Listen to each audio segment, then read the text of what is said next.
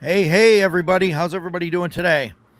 So we are here, and we got most of the usual group here. Joining us today, though, is Dan, the final arbiter. Dan, he's been on That's some me. of the other things that we've done, videos that we've done. He was on another live stream. So he normally runs a game on Tuesday, but since he's going to North Texas, that got canceled for this evening. So we let him come on and play with the big boys. Oh, thanks, buddy. And and I mean by big boys, I mean No. us. Yeah, I mean, yeah. I mean, I'm a robust man. all of us total, but and Jason, he's here coming in. He came in at the wire today. Yep. Stan is here as usual. Yeah, Ducato. And we got Mike's chair. That is an excellent chair. I mean, a kick-ass chair. Arguably might have a better opinion. But so what are the chair's opinions on 2E? Yeah, let's see what the chair has to say about that. So no, he's in the midst of trying to fix some of his AMS units for his 3D printers, so he's gonna be in and out. But that's okay, But so yeah. Anyway, we are 9 days, something, from CNY, which is crazy. Brian Shutter, yeah, nuts. I've got a ton of stuff to do, and I'm still prepping for it. We posted the schedule. We emailed the schedule out and posted it on the Facebook page. VIP badges are sold out. They sold out at some point yesterday, so we just got weekend passes left. It's awesome. So yeah, gonna be a blast. Wow, Edgelord says he sees Dan more than he sees his own son on a weekly basis, and his son lives with him. I don't know how to respond to that. I don't either. It sounds sad. Most of us For here me, don't know how Edgelord. to respond to Edgelord. Well, Edgelord's going to be at CNY, right? What's that? Edgelord's going to be at CNY, right? He'll be at CNY, yes. Yes. He was going to come Thursday to hang out with us, but he decided that he's got better things to do. Really? What an ass. I was about to ask if we were still doing the Skyrim board game. I will still bring it just in case we get some free time. We'll still set it up. Yeah. I'm Yeah, coming in on No, I Thursday, mean- and I live outside of Chicago. What the hell? What's his excuse? Yeah. I know. Apparently, That's he wants to crazy. see his son more. I don't guess. Yeah, come on. Just ditch your family. It's only one weekend. What do you think D&D is for? Yeah. Who's more important, right? Yeah, no. So that'll be a blast. We'll see. We'll see what he says, and we'll go from there. Now we all understand. Yes. Yeah. Yep. Yeah, that happens. As Lord So, their foot down. That's what happened there. Yeah, right. Yep. So I started looking around today. I was like, man, I feel like I've got a lot of stuff in the past week, and literally I found one game, one tiny thin book game. All of the other packages and stuff I got were, well, I ordered a set of headphones for my wife. There's some stands and stuff for the convention, some paper for stuff for the convention, all the lanyards and the badge holders, and like I got a ton of packages in, and none of them are really. I mean, I guess they're gaming adjacent, but I'm not going to show off, clear plastic sleeves on the stream.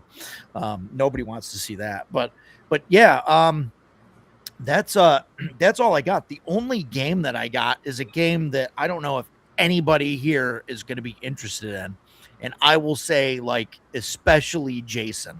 Oh, good. Just to get that right out there. Just not your bag, man, not your bag.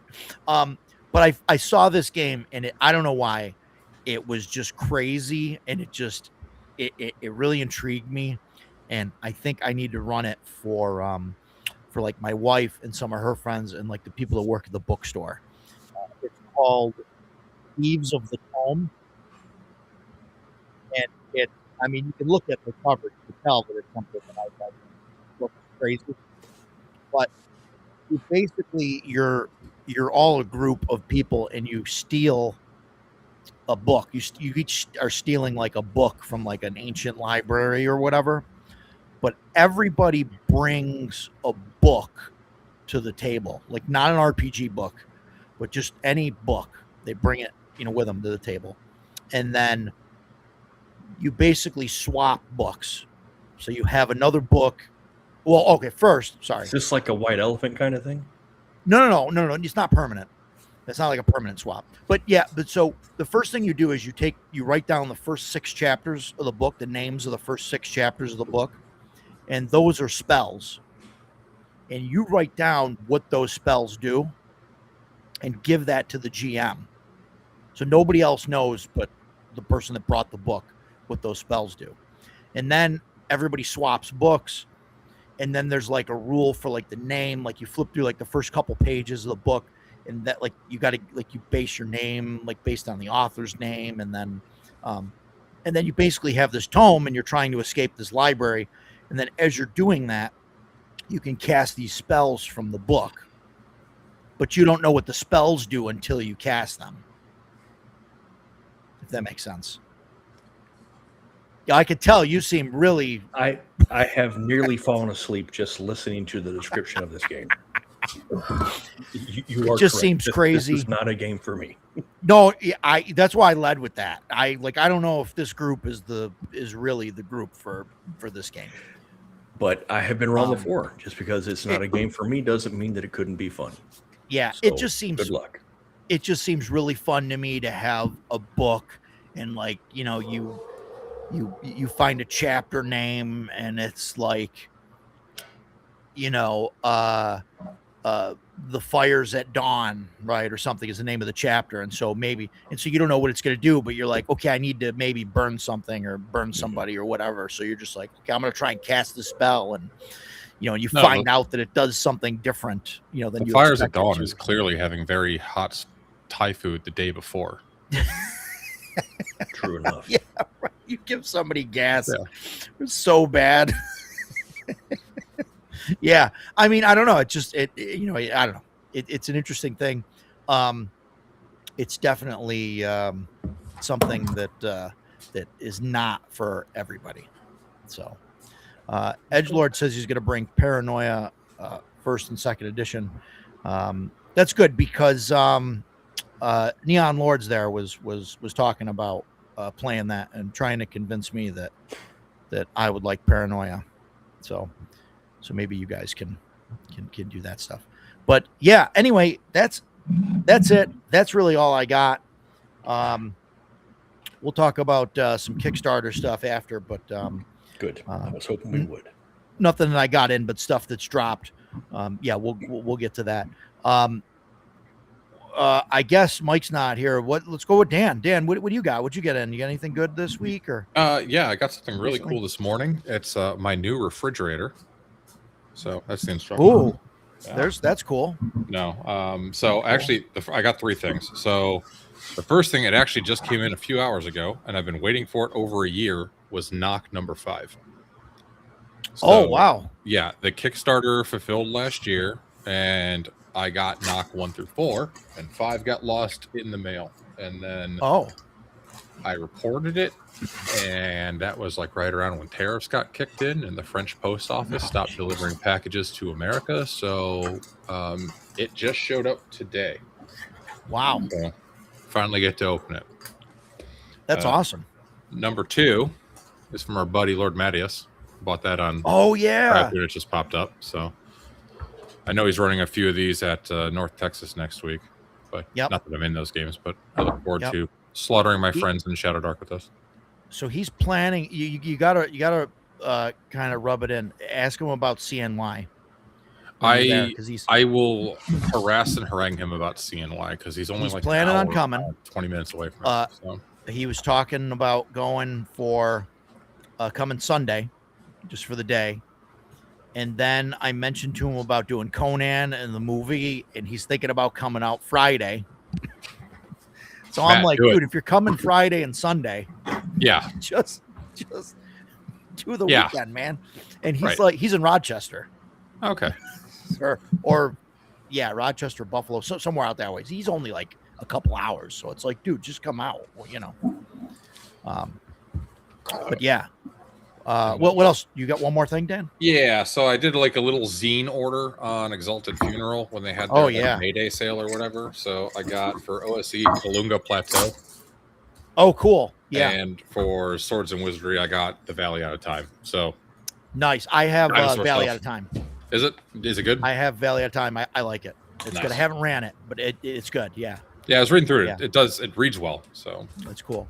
The other one looks good too. I'm in for dinosaurs. Yeah, me too. I'm a simple creature. So yeah, I love that stuff. So yeah, cool stuff. How about you, Jason? You get some stuff in? I did. So some time ago, I ordered the 15th anniversary of Fallout New Vegas.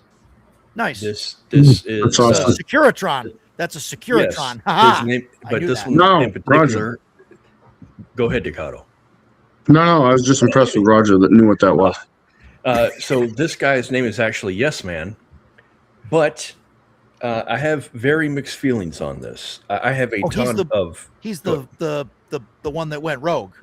Yes, he's the one that helps you. He pulls you out of the grave at the beginning, and then you can work with him or not really with him later in the game. But I have mixed feelings on this. I have tons of Fallout statues. I've gotten them from different companies. I have a lot from Bethesda, and Bethesda usually does solid cast resin. They're beautiful, sturdy, look great. This guy is not solid. He is not cast. You can see the seam there. I don't like that. It looks cheap to me. So I'm not real happy about this.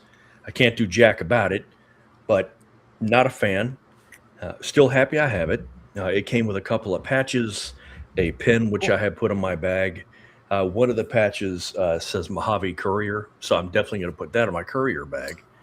The other patch, I don't know what I'll do with it, because I'm not a patch guy. You've got your vest, but I don't really. But the courier patch, I will definitely put in my bag because it'll fit perfectly. Glad I have it. Super cool. Love the statue. Just I'm not crazy about the build quality compared to so many of the other very good statues that I have. But, was it priced like a resin statue and like you thought that, or? Well, a lot of that depends. There are so many factors for the statues that I have. The size, what brand. The brand makes all the difference in the world. Most of the Fallout statues I have cost about $120. Thereabout. This was, I think, $115. So a little bit less, but not so little that I feel like it made a difference. Yeah, you would think the quality would be on par. Yeah. Yeah. I mean, it's not like it's falling apart, but I can see and feel the seam here. I'm just not keen on that. But it's cool. It doesn't have as much detail as I thought that it might have. But it's still cool. It's the only one that I have of this model. So it's going up on the shelf. I'm cool. Yeah. I don't know. I can't comment on this. I don't. You're right. Actually, I think it is Victor. Victor is the one that's rolling around town working for. I just forgot his name. The old guy in the chamber. Yes Man is the one you find behind the wall that Vinny was programming. If you are correct about that. So yes, this is Victor, not Yes Man. Good catch there, Nims. Mhm. Your Okay. nerd cred has been validated. Well done. So wait. So I just want to make sure that everybody knows that means that I was wrong. No, he's still a Securitron. The model is a Oh no, Securitron. okay. Securitron. I was Still wrong. Securitron. It's just a And different thing. it does Okay. happen on occasion. Okay. I think they made I don't know if they made a miniature hand. I know they have miniatures for the Securitrons. I don't know if they have that. Yeah. I'm sure the Fallout miniature war game has the Securitrons. I'd be shocked if it didn't. Yeah, I've seen them. Yeah, I don't have any, but I've seen them. I don't know. That's cool. That's cool. I know you're into the Fallout minis and stuff. And some of that stuff. It definitely will not be one of my favorite statues. I've got some awesome Fallout statues and some incredible Assassin's Creed statues too, and other stuff. We'll do show and tell with those sometime. We'll have to do. In weeks that I don't have something new, I'll bring over a new statue to show everyone. There you go. Because I do like to show off my toys. There you go. That's what I got. Yeah, maybe we can figure that out. Stan, how about you? I didn't get nothing fun. I got some stuff to set up my booth with at CNY. You've just been busy. Yeah, prepping for CNY. Fantastic. Yep. Mike, I know that Mike, I don't know if you guys follow Mike at all on his socials, I guess, or at least Facebook. I don't know if he's posting it all over the place, but he's been posting some arcade repairs and some stuff like that. What you get anything? Well, I got about 40 different arcade things this week, but we're not going to get into all that. No. We'll save that. They're not exciting either. It's like power supplies and adapters and wiring and nothing exciting. Yeah, I would love to talk about some of that stuff, but I think we'd lose the audience. There you go. I got my blacklight. Came in yesterday. There you go. Cool. RPG wise, that's all I got. Nice. Have you looked at it yet, or did you just put it on the shelf? No, I just put it on the shelf. It came in, I'm sorry, it didn't come yesterday. It came Sunday, which surprised me that it delivered on Sunday. But yeah, it was game day, so I literally, it was back on the table here. I threw it on the shelf when we played our game, and that was it. I haven't looked at it yet. We finished up our Delta Green scenario, which was pretty interesting. Stan, have you ever had in Call of Cthulhu? Well, it'd probably be a little different in Call of Cthulhu because you're trying to solve the mystery rather than cover it up. The one guy that I told the story last week that played with the puzzle box and lost, and his character poofed into the ether, he took over the sheriff's deputy and then proceeded to use his radio all the time, every time, and they'd have no problem going in somewhere in public and firing off some rounds. The next thing, panic's going on and people are calling the cops, and it would come over the radio, and of course he would pick the radio up and answer, "Oh, that was just me. I accidentally dropped my weapon and it misfired," and this and the rest of the guys are like, "Why do you keep calling this shit out on the radio?" So when it all got done and everything was said and done, and they had to figure out how to cover up everything they had done, they had two houses they went to. They had these beings in them, and they killed them. And they were like, what do we do with them? So it was wintertime, power was out, everything. They decided to let's break the gas line and turn on a pilot flame and let the place blow up. So when it was all said and done, they were like, how do we cover all this up? Well, we put a bullet in one of the players' head. The guy that took over the cop, he was now the patsy, and he answered the radio and he was getting involved in everything. So they were like, they put a bullet in his head and left him there with everything else, and kind of staged it to look like he was involved. And they didn't know who the other two were. Everything was they were trying to keep it on the down low. So yeah, it was an interesting scenario. I told them as we were wrapping it up, I said, before they had done this, I said, when we're all done, I'll share what I would have done if I were a player. And that's exactly what I was going to say, was blame it on the cop. He's going to be the patsy. And No, they came up with it on their own and they did it. And you should have seen his face as soon as the one guy says, "Yeah, I'm going to step behind him and put a bullet in the back of his head." And he was like, "Oh, that's how it's going down." He's like, "Yeah, that's how it's going down." That was what, five sessions, 6 sessions? Well, it was 4 sessions. 4 sessions. Okay. 4 sessions. That was the 4th session. It ended that scenario. And the funny part is, no other role playing game would we even find that acceptable if you like went and attacked another player. And sure. But it works in Delta Green. It really works, and it fits the story well. And it also happened that his agent died, and he took over the sheriff's deputy that was not part of the program, didn't know about it all, and was just starting to see it all. But he was doing crazy crap, like calling it in on the radio that I got, this crazy stuff going on. And so yeah, it makes it easy when you got to make a choice. Yeah, we did. Was it Ethan, Jason, that ran that Call of Cthulhu? No, it wasn't Call of Cthulhu. It was yes, Cthulhu Dark or something. Yeah, the one where my investigator killed himself. Yeah, it was. I think Harry got ripped in half. Yeah, your guy shot himself stayed in as the the head. witness or something like that. And I was like, "Hey, I don't want to get killed. I'll work for you now."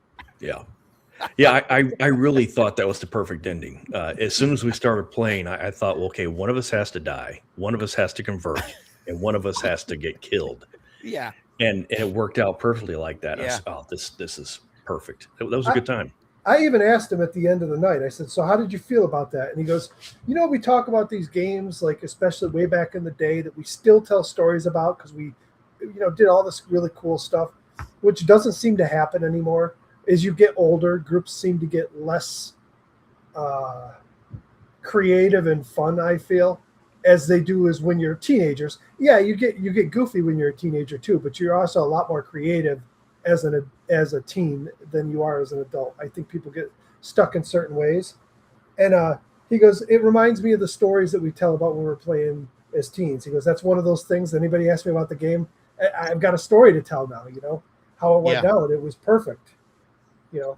So that works out too, that the player himself was fully on board with it." Looks like Stan changed his background. Had to relocate. Holy Christ. So I don't know if you guys saw it or not, but Victor Gorchev, the guy that made Blacklight, he released in PDF Black Rifles and Dark Alleys, and that's basically his sort of generic modern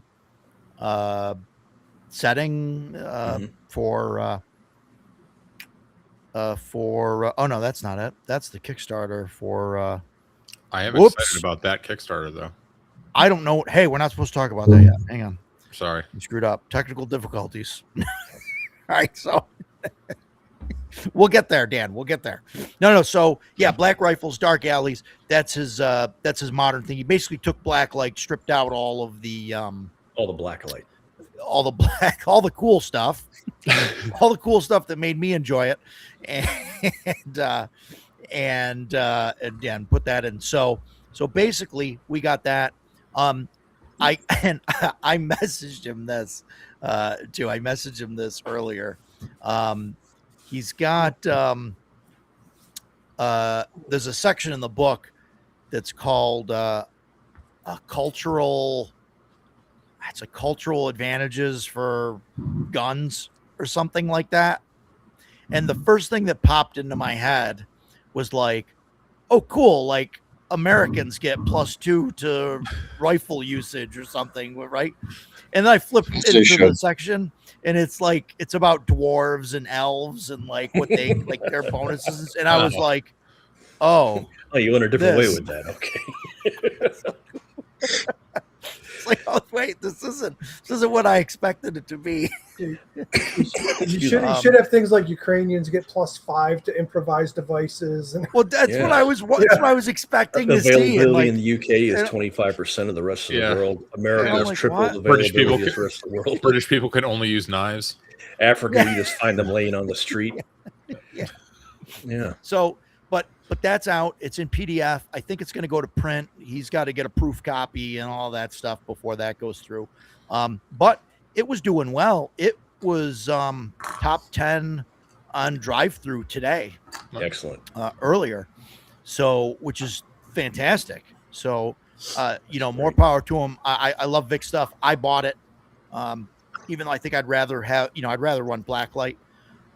I bought it just to support Vic. I like Vic. Yeah. I'll support Put it right next to my Blacklight book. No problem. How does it differ from Modern Necessities for OSE? Like, is it pretty similar, or It's pretty similar. okay? It's Just- pretty just the similar except for Dark. Shadow Dark. Okay.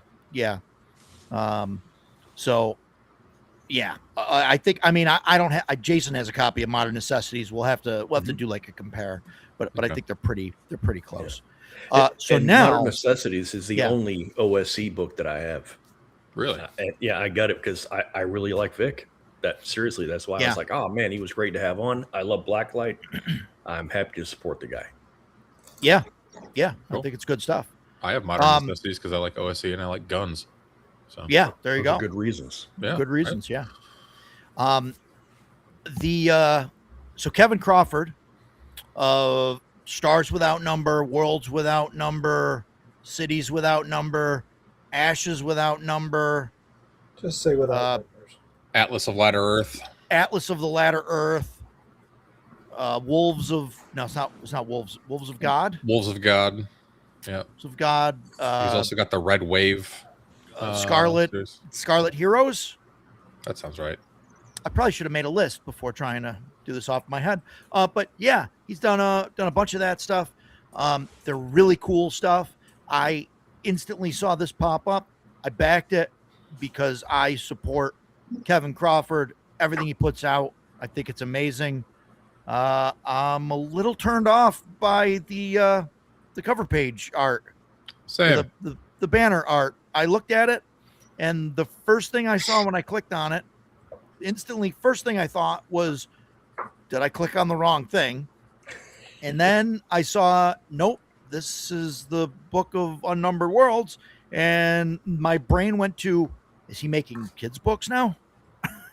And then I was like, wait, what? And then Ken posted a link to it in our Discord and was like, the art sucks, but Kevin's great. Yeah. And it's true. I backed it. I don't mean to like crap on the art like too much. It's just if you've seen the other art It's from his bad. other books, It's okay Yeah. to say like it's bad. this is like, well, where is this coming from? I don't know. But But I looked at it as soon as I was in the office at Albee. I have terrible reception, but so as soon as I stepped outside, all the messages started pinging. So Yeah. I saw Kickstarter by Kevin. I would check it out. The shipping is included, so you figure that's Yeah. gonna be $10 to $15 there. So now you're paying $70 for the offset printing book. Mhm. Normally they're around 100. So I was like, well, I am absolutely going to back this because I would just end up ordering it, later anyway. So yeah, super excited Yeah. about that. Already backed it. yeah, numbers without number. Yeah, Paul, and I admit I backed it, and I will get it, and it will sit on my shelf with Yep. the other fantasy toolkit books that I have. Yep. He's always got good tables in his books, though, and I appreciate good tables. He does. and like good procedures. Like the whole faction thing he has in Stars Without Number is awesome. Yeah, Like faction turns. Yeah. Their goals. Uh, and everything. In my yeah, only that's definitely experience improved every is, book. Mhm. It's Ashes Without Number, and that was one that Ken ran. Yeah. And I wanted to keep playing. I was like, let's do this again next week. Keep going. So I'm happy to back his work. Same. Yeah, no, it's good stuff. So yeah, I'm happy to keep giving him money as long as he keeps making stuff. I hope that's not the cover of the book, but It it'll looks be like the an- Electric State. It looks all like an over it. NES game, like That's what title I screen. said. Yeah, yeah, Yeah, it's Yeah. 8-bit art. Yeah, Oh, boy. it looks like an NES game title screen. it's just weird. I don't know, but hopefully it well, I think it's doing well, right? It's over 110,000, Yeah. and it Oh yeah. 28 days to go. So I think that that's great, and it'll do it'll do well. I don't know, maybe it'll hit 250,000. We'll see. But yeah, good stuff. So that's really all. Like I don't know what else. We have one other Kickstarter to talk about. Oh, Agiles. Yes. We got Agile's Kickstarter. Agile Monk. He is at almost. I think he's at 75%. I think he posted something earlier. I think he's $9,000 away, something like that. 73 or something. Yeah. So he's at Oh, hey, Vic. 23,777 of 32. of 32,000. Yeah, so about nine. Right there. And that is Wondrous and Dangerous Consortiums and Zendria World/Lore book. Yeah. Still 3 weeks So to go. yeah, and he's definitely going to get there. Oh yeah. And that's fantastic. Oh look, Vic. Hey Vic. Thanks for coming. So yeah, so that's cool stuff. So get on Agile Monk stuff. It's great stuff. Yeah, Agile's a good egg. I think he will. I think he will. Yeah, I think it'll fund. It'll fund. Creeping little by little every day, and then especially in the last 2 days they push it. It generally generally pops right up. But yeah, Vic, I don't know if you were here a few minutes back, but there was a question about the difference between Modern Necessities and Black Rifles and Dark Alleys. Are they kind of the same just for the two different systems, or is there like some kind of like major differences between the two? He's going to type a paragraph. Yeah, we'll get an answer in about 20 minutes. So it'll be a well-detailed answer. That's right. Yeah, right. So yeah, so I was thinking about this. Every week I think about topics and what we're going to talk about. And now that I'm doing like the shorter streams and the shorter clips and then stuff with Dan and we did the video with Cam there, we're like, there's always like these ideas getting thrown around. And I'm always trying to think of like, okay, what's a good long form discussion? What's a good, 45-minute discussion? What's a good 5 to 10 minute kind of discussion thing? And I'm kind of balancing those. And, I find myself, they're kind of the same. Yeah. Wrote it because people kept asking me for generic modern rules to do their own setting with. Yeah. Okay. So, and that's cool. It's cool that you could do just a generic modern setting in Shadow Dark for those people that don't want to do the blacklight thing. Although, I mean, personal opinion, like, I think if you're going to do something with Shadow Dark, like, I think you have to do something like blacklight, because Shadow Dark really wants you to use like the torch timer. Like, and as soon as you start taking away like the players not having to use that like on a regular, like, I think you start to lose some of the point of Shadow Dark. Agreed. And I really like Shadow Dark, but agreed. Yeah, no, me too. But Jason's deep in thought about this. Yeah, I'm just thinking about the different games we've played. We've done a fair amount of Overland, and I don't miss the torch timer. Yeah. But when it's on, all it means is, it's time to light another torch. I'm playing a soldier, which is one of Chubby Foster's classes. He's got the ability to carry more stuff. There are several classes that can carry more stuff. So I've got 6 torches on me, and I've got a horse outside that's carrying a bunch of torches. So, we have kind of circumvented the torch rule. All that really matters is that we watch. And I've trained myself to keep an eye on the torch timer. As soon as I see it start getting low, I say I light a torch. I lighted a torch, yeah. And I get that the torch timer is an important part of Shadow Dark. I totally understand that. And I think if you're playing first level, straight out of the book characters with a very limited packing list, the torch timer can be a serious thing that you really got to pay attention to. Sure. But I think as our characters have leveled and we've gotten more used to the system and playing not by the book characters, it's just I Yeah. don't care about it. Now, if the torchbearer gets attacked more often, then it becomes an issue, and we ran into that plenty with the cloakers are always landing on it and all that, but we haven't really had that problem lately. So Yeah. anyway, Yeah. I like how Vic put a bandolier of torches. You just keep pulling pretty them. much, yeah. And it works. Yep. And it works. So yeah, I was definitely trying to figure out what to talk about, and I found myself watching, not really watching, but as I'm working on the convention stuff and all that, I like to have something on in the background, usually YouTube or something, and I watched some of Dan's live stream. That was yesterday, right? Geez, time is just all bundled together for me. Yep. So yesterday I had some stuff going on Sunday. I was watching a replay of somebody's. I flip around through them and I start listening to the way other people run and everything. And so it's been going on for like the past week or so. So last week at some points when I put up the thing about the title of what it takes to run the game. And so I found that kind of interesting, and I started thinking about what it really takes to run a game. And I'm all I'm sorry, I'm laughing at things. Yes. Vic's Support comment. Victor. You can play Yes. Call of Cthulhu, or you can give me money. Yes. I know which Yes. I prefer. Buy his Well, book. Vic, we love Call of Cthulhu, and we're gonna try it too. Don't you worry.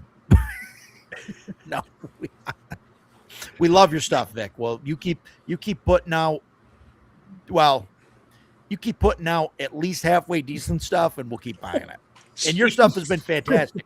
No. Your stuff has been fantastic. What I mean is if you start publishing stuff just to get $5 from us, we're gonna stop buying. All right. At least halfway decent.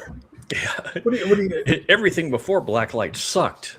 So yeah, that sounds like Jesus, man. No.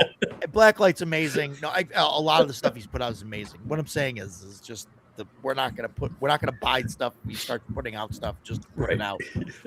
That's what I meant. If he starts doing, if he goes the Disney route, then we're not going to be buying. Okay. Yes, there you go.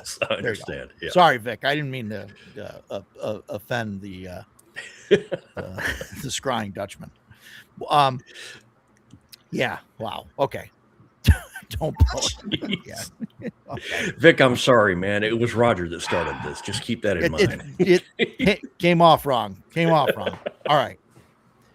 So, yeah. So I started thinking about what it takes to run the game, and at first, I really started thinking that that I didn't want to do this topic because it would feel like I'm trying to prop myself up because I run all the time. And so, I don't know. I don't know how you guys feel about that, but it's just Propping you up? That's a bad idea. Propping DMs up. Because I run all the time DM, not just me. Not just it's gonna inflate my ego, but like for me to sit here and like lecture people on like, hey, this is what it takes to like run a game. I didn't want it to come off like, as pretentious. I'm not, some huge expert. You know what I mean? And there you go, folks. You heard it first here. Offset print omnibus thing for Modern Necessities, single action, cutting edge. And knowing Vic, if that does well, hopefully we'll see a Blacklight offset print after that. So I don't know if I want to get rid of my first edition printing. I'm going to go back to that cool border that was a mistake, apparently. Yeah, a mistake. Yeah. I think it's awesome. I don't want to get rid of it.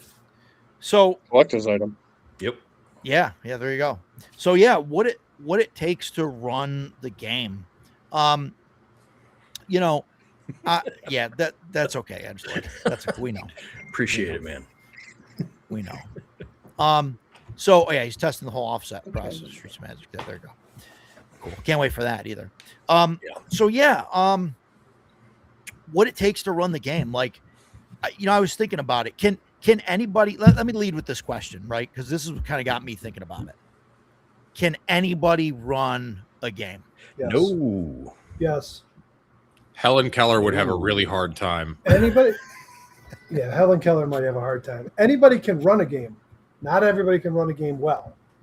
Well, yeah, okay, right. The right. So I tools are guess there. the Anybody question can, is, anybody can try can it. somebody do it well? And like actually make it like a decent game. You know what I mean? That's Yeah, kind of but what. yeah, So Jason, you're hard no. yes, yeah, and I understand what Mike is saying, and I agree. But for me, if you're running it so poorly, you are not running a game. You're just sitting there jerking off.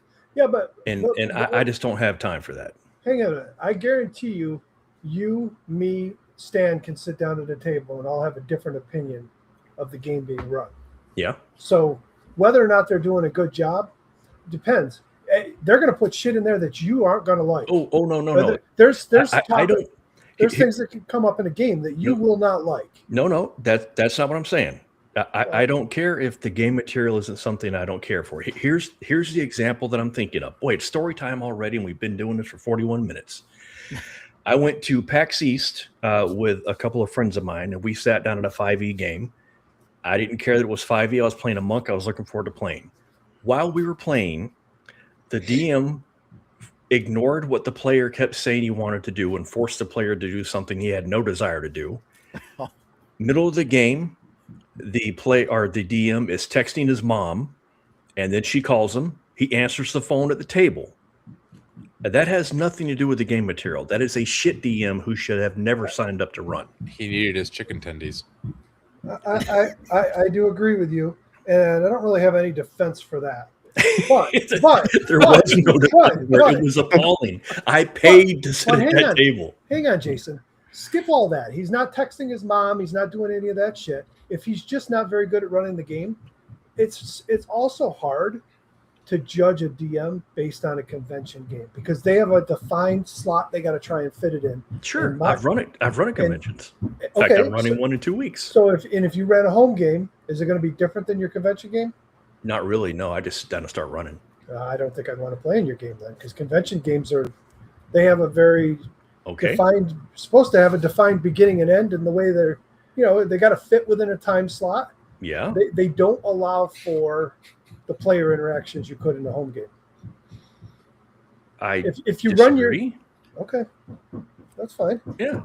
Why wouldn't players be able to interact with each other? Because they don't have the time. They don't have the time to do it. Certainly they do.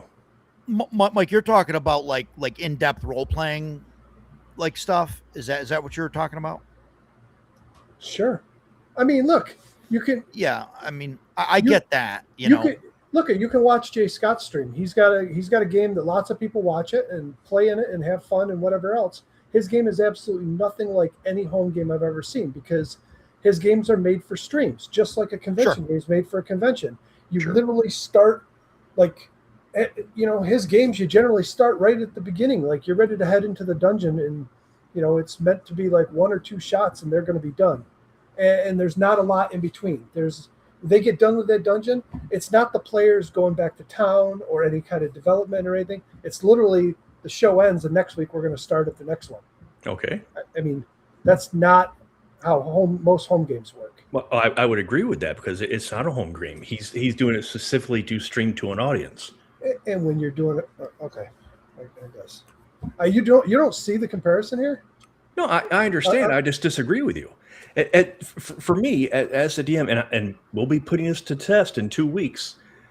It's my job as the DM to tell the story. It's the players' jobs to play the story. But if the players' actions start guiding the story in a different direction, I'm okay with that. I don't have to look at the Skyrim thing, the Shadowrun thing that I'm going to be running in 2 weeks, and say, okay, we're starting here, and at the end of 4 hours, we must be at this point. It's my job to say, okay, we've got half an hour left. We've gone there. We've done all of this. So now I need to think of something to come up with a decent end for this. And if I fail, that sucks for me. But if the players are having a good time, I don't care about that. I know, for example, I know that Edgelord is going to be in my game. My table's full. 6 people signed up for it, much to my surprise. I know that Edgelord is going to be there.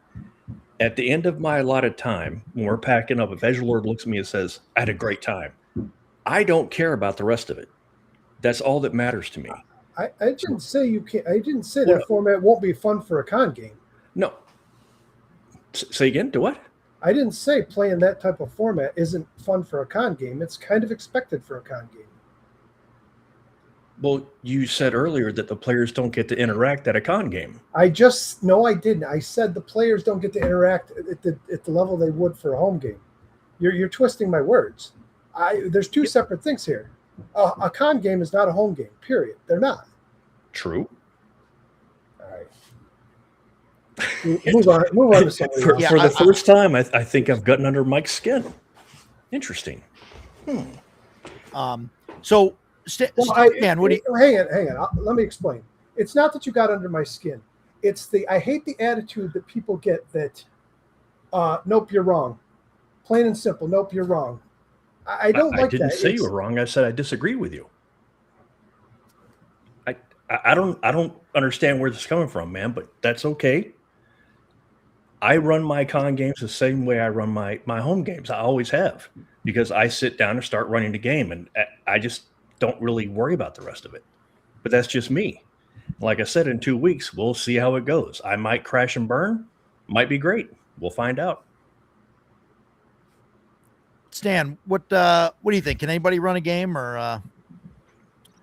Well, and the caveat being a good game, right? Well, And, yeah, right. A good game. The answer to that is no. I don't think so. I think because it requires some abilities, right? And if you don't have those, like, kind of getting into that a little bit, like time management, being able to manage the table, Yeah. and not manage in a way you're like forcing people to do things, but just manage, like keep the flow of the game going. That's a huge thing.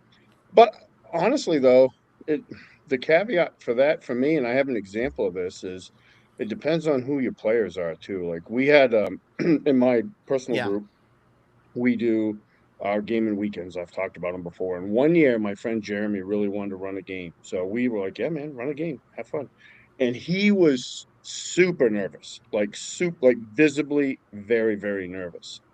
And because he was running for all the guys that he plays with that run games for him, so it was kind of intimidating. And he gave us the opening scenario, and we just took the ball and ran with it for the next 4 or 5 hours. And when he got done, like you could see him, I was sitting right next to him, and you could see him like sort of like as time went on, like get more relaxed and be able to give out his information and stuff. And he got over that pretty much. And at the end of it, when we were talking about it, we all had fun. It was a great time. I played one of my favorite characters ever, this half naked, all right, 3/4 naked female dwarven barbarian. She was great. But he was like, he told us afterwards, he was like, oh my God, that was so like, you guys just, from the opening dice roll, you guys just took the ball and ran with it. And I'm like, yeah, I get it. It's intimidating. You're sitting here with all these guys that run games for you. But honestly, we're the best guys to run games for, because we know what it takes to make a good game. And we're going to facilitate that game happening at the table. So we're not going to be fucking dinks to you or make things hard for, just to make things hard. Like we're going to do whatever we can to make a fun game. So yeah, I don't think everybody can.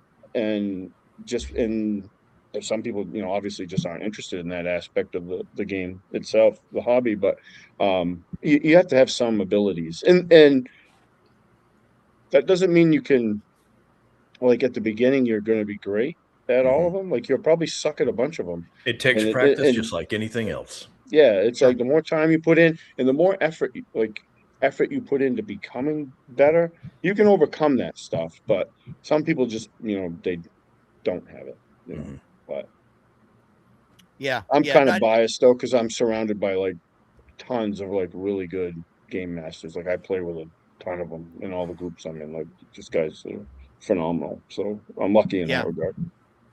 Yeah, and that's something definitely that I put on my list that I wanted to talk about, was like the quality of the players, or not the quality. I guess it's a bad way of putting it, but like the if like obviously if you have players that are good game masters, it definitely makes, I think, a better game, because they know when to help out, and like when you're trying to get the group to try and go a certain direction or whatever, and can kind of add add to that, I guess, help do that.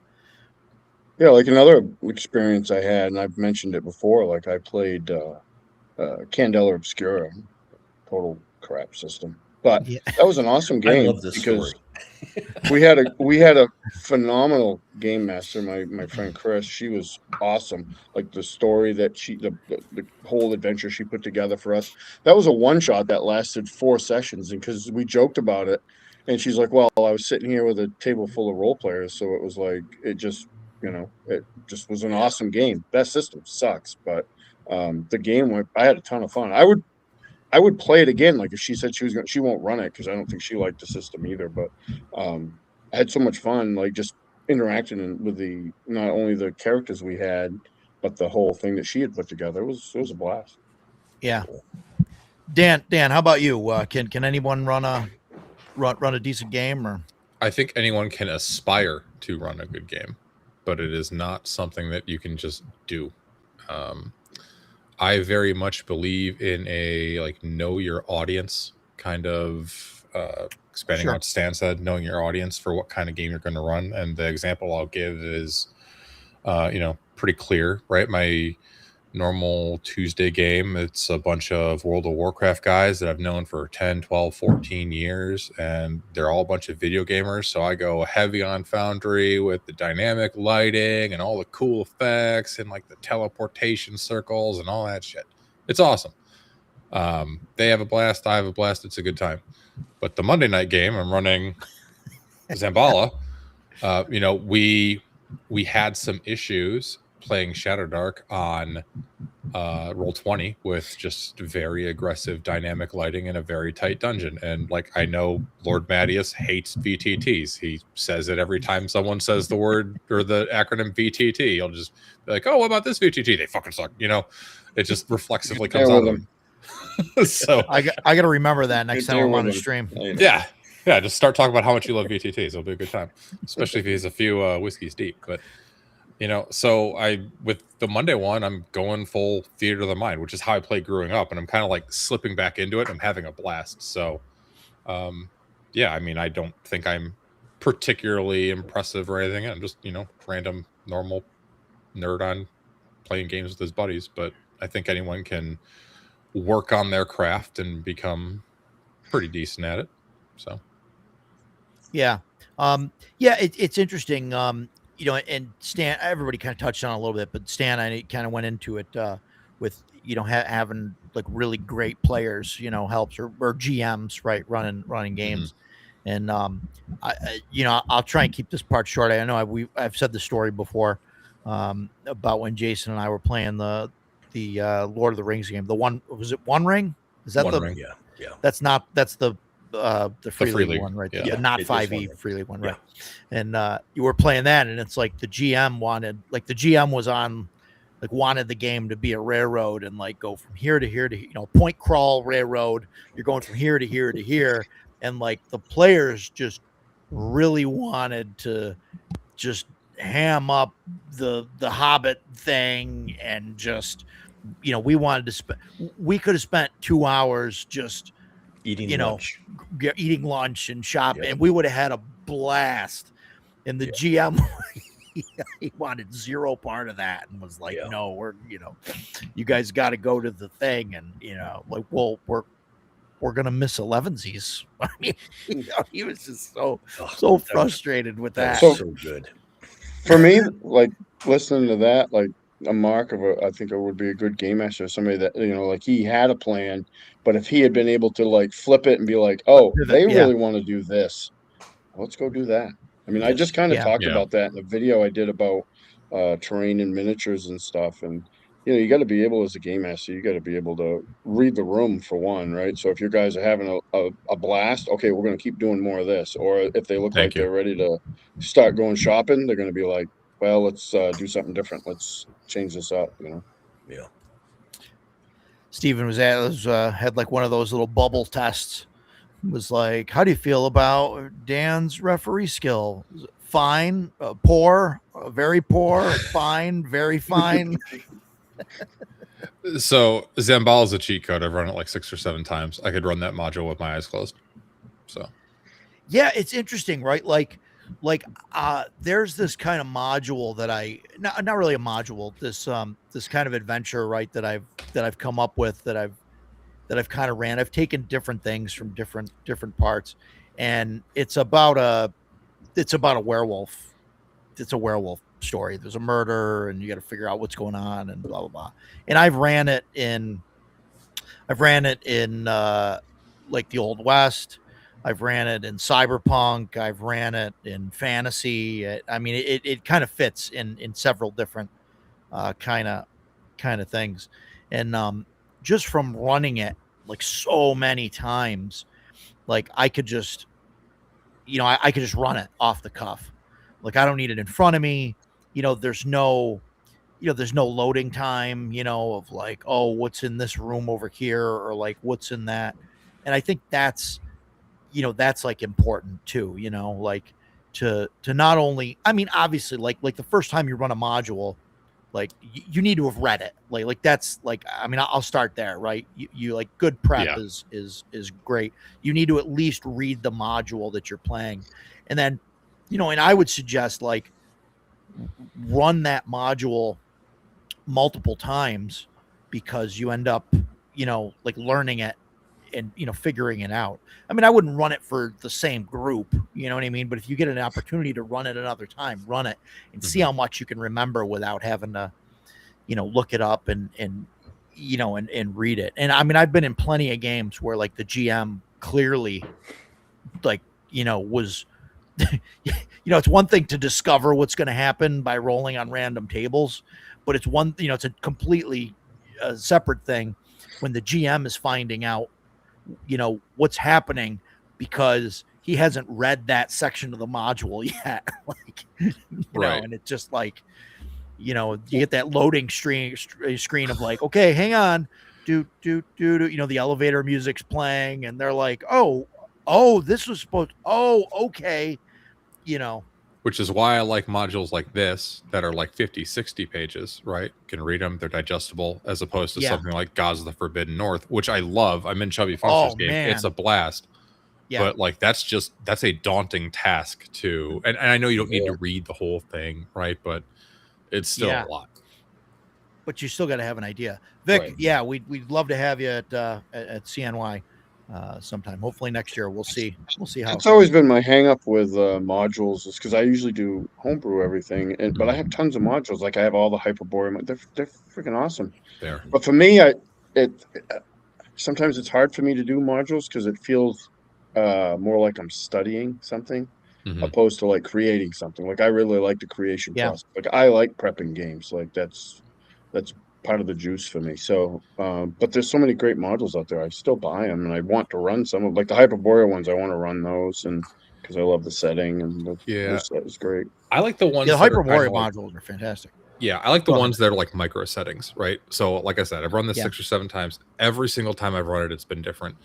I had a group that went on like the main quest arc, if you will, and followed that pretty religiously. I had a group that just stayed in the main city and engaged in a bunch of politicking there. And like, now these guys that I'm running for are like, oh, we're out of the city. Let's go explore the desert and find some treasure and that kind of stuff. So it's just, there's enough there to really, do whatever the hell your table wants to do with it, which I love. And yes, Hyperborea is peak Vic. I agree. It's the best. Yeah. So Mike, you just did what was it, 4 sessions? You said was your, so how big? That's one module, right? No. The first session was the Last Things Last, which is the introductory adventure. Okay. And then three sessions was the Lover in the Ice. 3 sessions, Lover in the Ice. So for those 3 sessions, like that's a 3-session game, right? It's not like meant for one that you stretched. I don't think you could do it in one. You could probably do it in 2. If it's tight. Being new to it, they did a lot of discussion at the table of like what should they do, and I allowed it. I didn't like try and push them to make quick decisions and stuff because they're still trying to. It's so different than D&D. Yeah, right. You got to learn the system and learn how things work. Because you don't want to just run into the room and start swinging at the bad guy because it's going to end badly. Right, but most of it's not combat. Although they had a lot of combat in this last part of the adventure. they one of the things with it is it's set in 2009, so they have a lot of technological ways that they could deal with it. And so I gave them time to discuss what they were doing and whatnot. And like I said, I didn't really push them. D&D, I get to the point now where if they start taking even a couple minutes at the table, I'll be like, all right, guys, come on, let's move it on. Make a decision and let's go. And if we're in combat, they don't get that. It's gets to your turn and it's go.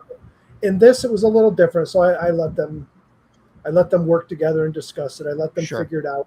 And there were even a few points where they'd get like stuck on things, and I'd kind of guide them along. And I'm like, guys, this is it. After this adventure, you won't get any of this. So take it in now and start getting in that mindset. But they've done good with it. They've gotten creative with it, and they've done really well. Yeah, and that's a good point too. Like I think I think a great tip out there, right, as far as what it takes to run the game is like to know your audience or know your players, and that's that's more difficult at like a convention game or something where it's just a one shot. But like to start off with something that's like a simpler thing and then kind of build up and and don't put the players, like don't throw them immediately into anything that's like timer based or whatever, or something that's like because then people get like, if they don't know the system and they don't know, they kind of get nervous or whatever. So you got to know when to like slow down, and then when it's time to be like, okay, what do you want to do?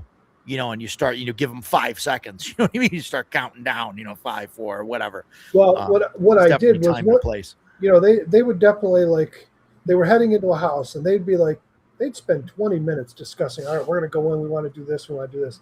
But the minute they decided to breach one of those doors and go in the house or whatever, then it was literally, it's on and we were in initiative time. Yeah. And initiative works based on dexterity. You don't roll. It's just highest dexterity goes first.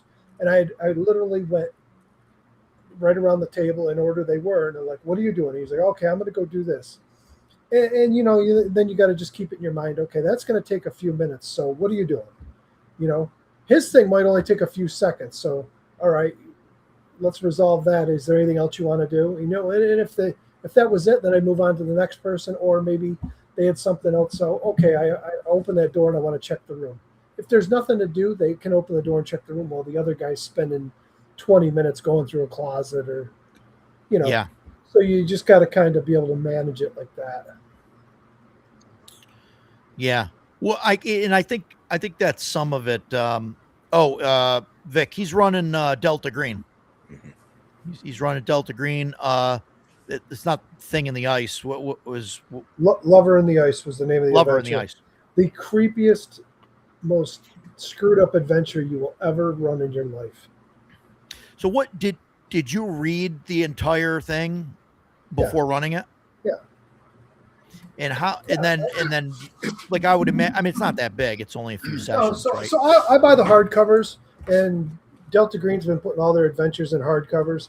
So I've been going through and printing them out for just the individual adventure I'm going to use, because then I go through and I highlight stuff, and I'll mark it up, stuff that's important stuff. Me too. Yeah. I do color coding. Yeah. There you go. So, there you go. That's the nice part of. But yeah, I mean, I don't know how you could do Delta Green without reading the adventure multiple times before running it, because there's so much going on. There's so many details and so much going on. I mean, you could, I know you made the comment about, you get a DM that hasn't read it beforehand and they're figuring it out. Listen, you could pull any one of those Shadow Dark or OSC adventures off the shelf and probably run them at the table that way without much trouble at all. Because most of them are designed, especially OSC, the layout of the adventures is designed for you to literally be able to pick it up and run it. Is it the best way to do it? No, I think you should prep it, but you could run those without prep, without really slowing it down. Sure, sure. But something like Delta Green or Call of Cthulhu, no way. No, you got to prep that. Yeah, right. And I mean, I think that's a good point. I mean, that's kind of what I was going with, like the prep like thing. Like, there's definitely certain modules and certain things where you're going to want to, read ahead and do prep and make notes like you guys showed, the notes, and then definitely, there's definitely things where you could just read a little bit ahead, or you know what I mean, kind of follow along and figure it out, especially if it's more sandboxy. I think you can do that. I mean, But I'll if give it's you an example. Dan mentioned Gods of the Forbidden North. Yeah. Forget Gods Yeah. of the Forbidden North. Try running this Yeah. without any prep. That was the other one I was You thinking might about. you might as well sit down for 6 months and prep this game before running your first session. Is that for Right. Hybrid Warrior or what system is that for? No, That's Art and Bowl. this is made for OSC. first edition. Yeah. It's not OSC. No, it was written Osric. for Osric, actually. Yeah, Osric. Thanks, Rick. But yeah, it's Wow. so basically first edition D&D. It's enormous. It's absolutely enormous. And then there's another book that just came out. He just added to it. Yeah. So It's like an 11,000 room mega dungeon or something insane like yeah, that. Yeah. it's great. Yeah.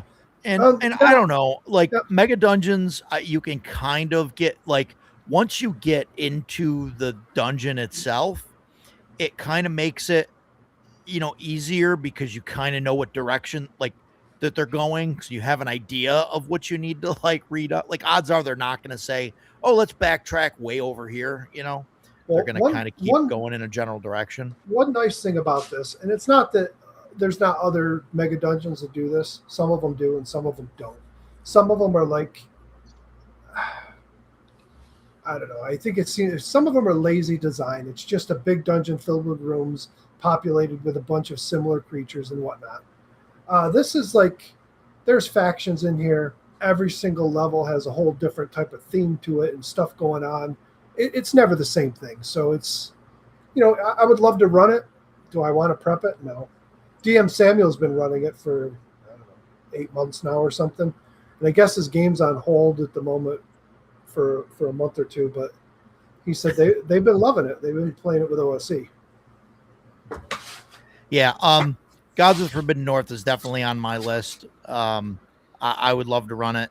And so that's a plan. But, like, it's on the list. And, the older I get, the more things that I want to put on the list. I have to think about, like, Gods of the Forbidden North is probably going to be a 2-year campaign. You know what? I thought Dolmenwood was going to be a 2-year campaign, and it was a 2-month campaign because they died like morons to Sturges. Come now, Dan. Some people don't know how. It was a bunch of 5e kids. It was their first time in OSE, so it was rough. Okay, so that's another point that I want to get to. But first, because Craig Bragg asked me to, there's John Con coming up. There's a Facebook link to the event for it. I don't know if there's a web page. I tried to Google John Con, and there's a million of them. This is November 13th through 15th. St. John's Anglican Burlington. I don't know exactly where that is, but Burlington, I mean, Vermont? it's Canada, but it's Ontario. But I mean, Oh, I don't know Ontario? exactly where that is. It's Ontario, yeah. I'm not sure where it is. When you said but, Burlington, I assumed Vermont, but No. This is because I know he's from Canada, so I would imagine that if he's running a convention, it would be in Canada and not in the States. But that's that. Craig, if you got a link, send it to me. I don't know if you could put it in the chat, but see if you can get a hold of me somewhere, and I'll post it to like a website or something like that. Where was I? What was I going to say? I was saying something to Dan, and then I wanted to get back to it, and then I lost it. Oh no, it was great. Anyway, Dan made a great point, and I wanted to jump on it, and I wanted to go somewhere with it, and then I totally forgot. I'm What was still that, here. Dan? Do you remember? You were making a great point about how awesome I am. What were we talking Yeah, about? We were talking about mega dungeons. mega dungeons and I was going to running make stuff. a mega dungeon joke about how the only one worth running is Rappanathic. Oof. I like I'm playing through one called Ave Nox, which is really good so far. Yeah. I picked that up recently. I'm excited to try it at some point, along with the 400 other books that I'm excited to try at some point in my future. It's pretty. Yeah, I like so- it because it's not just kicking doors. Like there's Yeah. factions there. There's a mystery of the history of the dungeon itself, and it's got some really like odd stuff in it too that you end up coming across as far as even your adversaries. And we're using Yeah. it's system neutral, so we're actually using Dragonbane to play it. Nice. So I had tried to run the world's largest dungeon, which like it was so weird because it came out in the third edition days, and Yeah, I remember it. it was this huge dungeon, had all these different sections and huge maps and everything, and it was like basically like a joke, right? It had like every single monster in it from like the third edition thing, and I thought it was cool. I started running it. I mean, I ran it for a couple of years, and people got through like a few sections of it, and I had like every section like print out in separate folders. Even though I have the book, I mean, I had every section print out in separate folders, and everything like highlighted and marked. And as they went through the sections, I was reading ahead. I kind of skimmed the whole thing and then went through it. But prep after the initial prep, playing it was fairly easy. The prep because it was mostly just they were going room to room or area to area, so you kind of knew which way they were headed, and you kind of get a general idea of what's going on. And each main section had like a theme. But now it's like it seems like the whole mega dungeon thing has it's definitely like increased. And I mean, I don't know if some of that is because of Greg. Like I don't know if Barrow Maze was like the start of it all. I know that Barrow Maze is pretty old, and so is Ardenvold the old one? It's not very old. I mean, it's not super old. Or Rapanathuk. Rapanathuk's from the older one. Yeah, it's from the Yeah. third edition days. And I mean, I guess like the Lost City, I guess is sort of a large, but like back in the day that was like huge, but it's really not compared to all these other dungeons and stuff, and Yeah, now they've gotten ridiculous. everything's it's all like ridiculous. So I think part of the reason why you see so much of it in recent years is because you've got OSC and Shadow Dark being so popular. They're basically they're basically BX clones, and most of BX was made. That's what it was dungeon crawling. Most everything you did in BX was dungeon crawling. Sure. Even the written adventures. I mean, there's some stuff out there that was that obviously was not dungeon crawling. I mean, you had you had stuff like Isle of Dread and plenty of things that were outdoor, wilderness, whatever. But most of the adventures for B and X were dungeons. Yeah. So I mean, you mentioned Isle of Dread, and like, I don't know, I'll get flack for this, but I mean, realistically, I know it's outdoors, but I mean it's an outdoor mega crawl. dungeon. Yeah, it's a dungeon crawl, right? Yeah. It's definitely a mega dungeon. I mean, I know that they call it a hex crawl, and that's really just a big outdoor dungeon, with more random encounters. Yeah. There's less walls, but I mean, it's still you're going instead of going room to room, you're going hex to hex, and figuring out what's there and all of that. Yeah. So that's it's interesting, That was one of my beefs about OSC and Shadow Dark was once you really dive into the adventures, very few people are writing anything besides just dungeons. Hey, let's make another dungeon with more death traps and more wacky weird stuff. And slap our name on it, and there's just a glut of them. That's definitely, I think, where those systems are built from.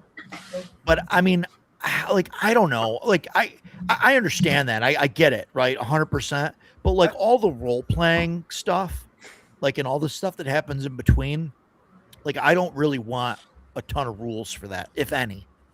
Like, I would rather just play it by ear. You know what I mean? I think part of that is because we've had rules for dungeon crawling.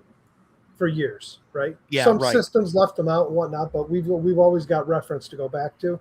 There's less rules when it comes to social interactions and wilderness crawls than there are for Sure. dungeon crawls.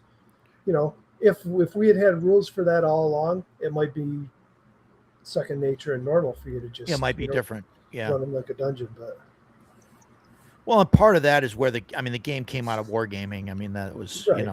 so that's why we have those rules, and the social aspect wasn't really developed until, much later. But but the problem yeah. is we haven't evolved with it. So, I mean, some people have. Well- There's stuff out there, but a lot of people are still trying to write things exactly as if it was 1979. Sure. You know? I mean, and Yeah, I I've mean, seen a Goodman Games module. Yeah. yeah. Yeah.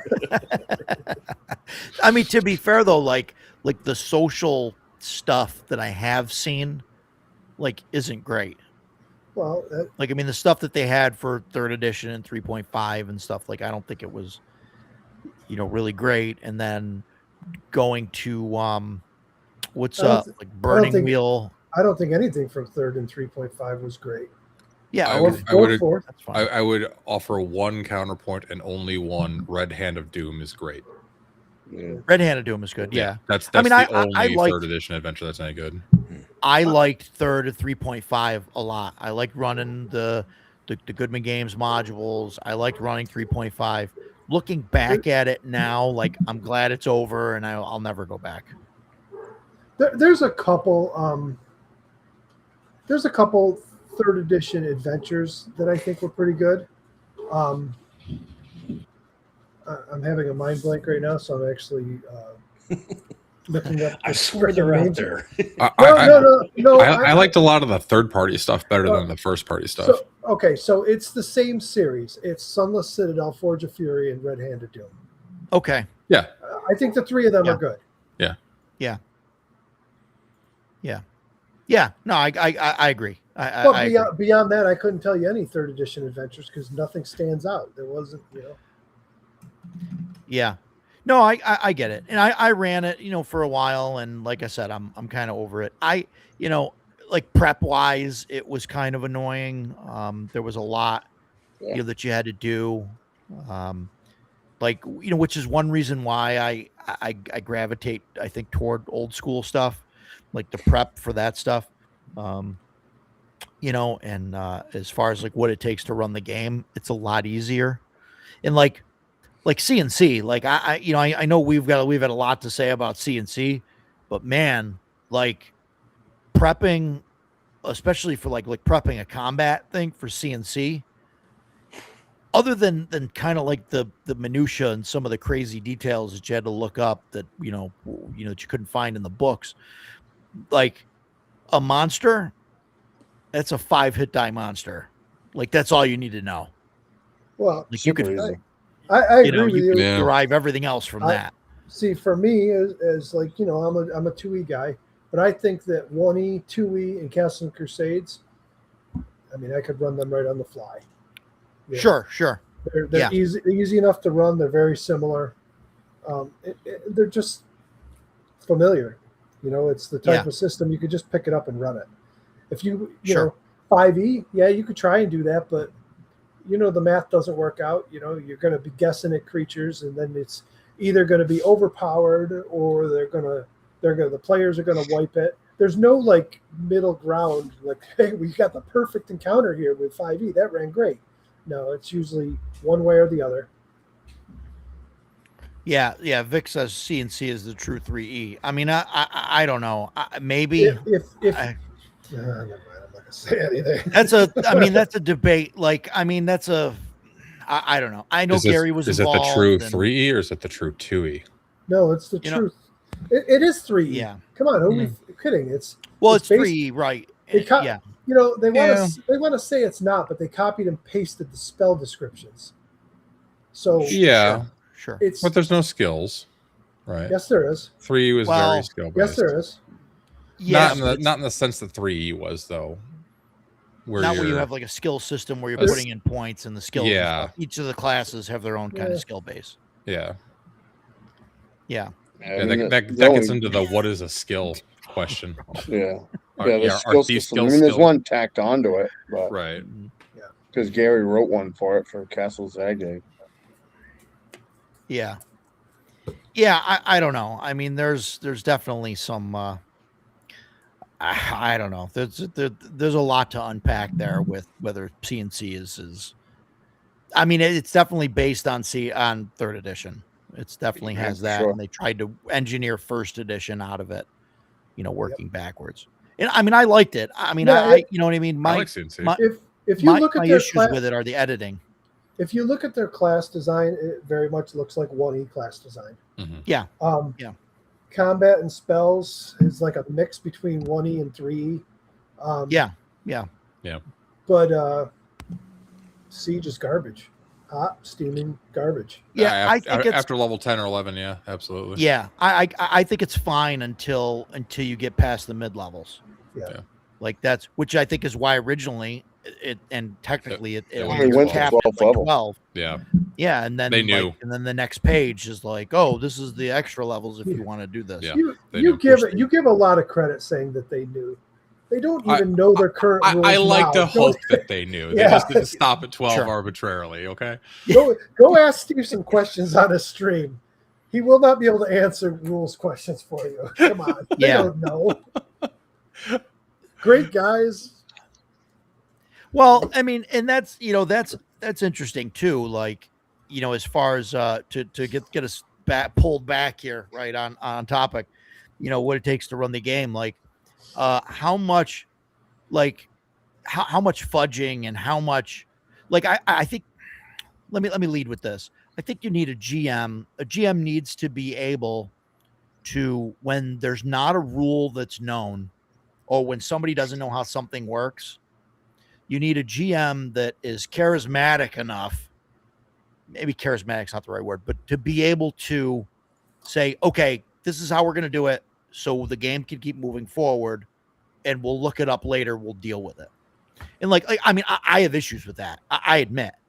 Like I have issues trying to like say, okay, this is how we're going to do it. Like I'll make a suggestion, but I'm usually not forceful with it enough, and then people still want to look it up or whatever, and so we'll pause the game and look it up. It doesn't happen so much when we're playing like Shadow Dark or something, because and I don't think it would happen. Like it didn't happen really a whole lot with Basic Fantasy. I don't think it would happen a whole lot with like OSE, or things like that. But I mean, so this is mostly like CNC as of recent, and third edition we did it a lot, but so maybe that's just indicative of those systems, right, that have a lot of rules. But but I mean, how do you guys feel about that? Yeah, go ahead. Jason. Not only that they have a lot of rules, is going back to what Mike said, Siege is hot garbage.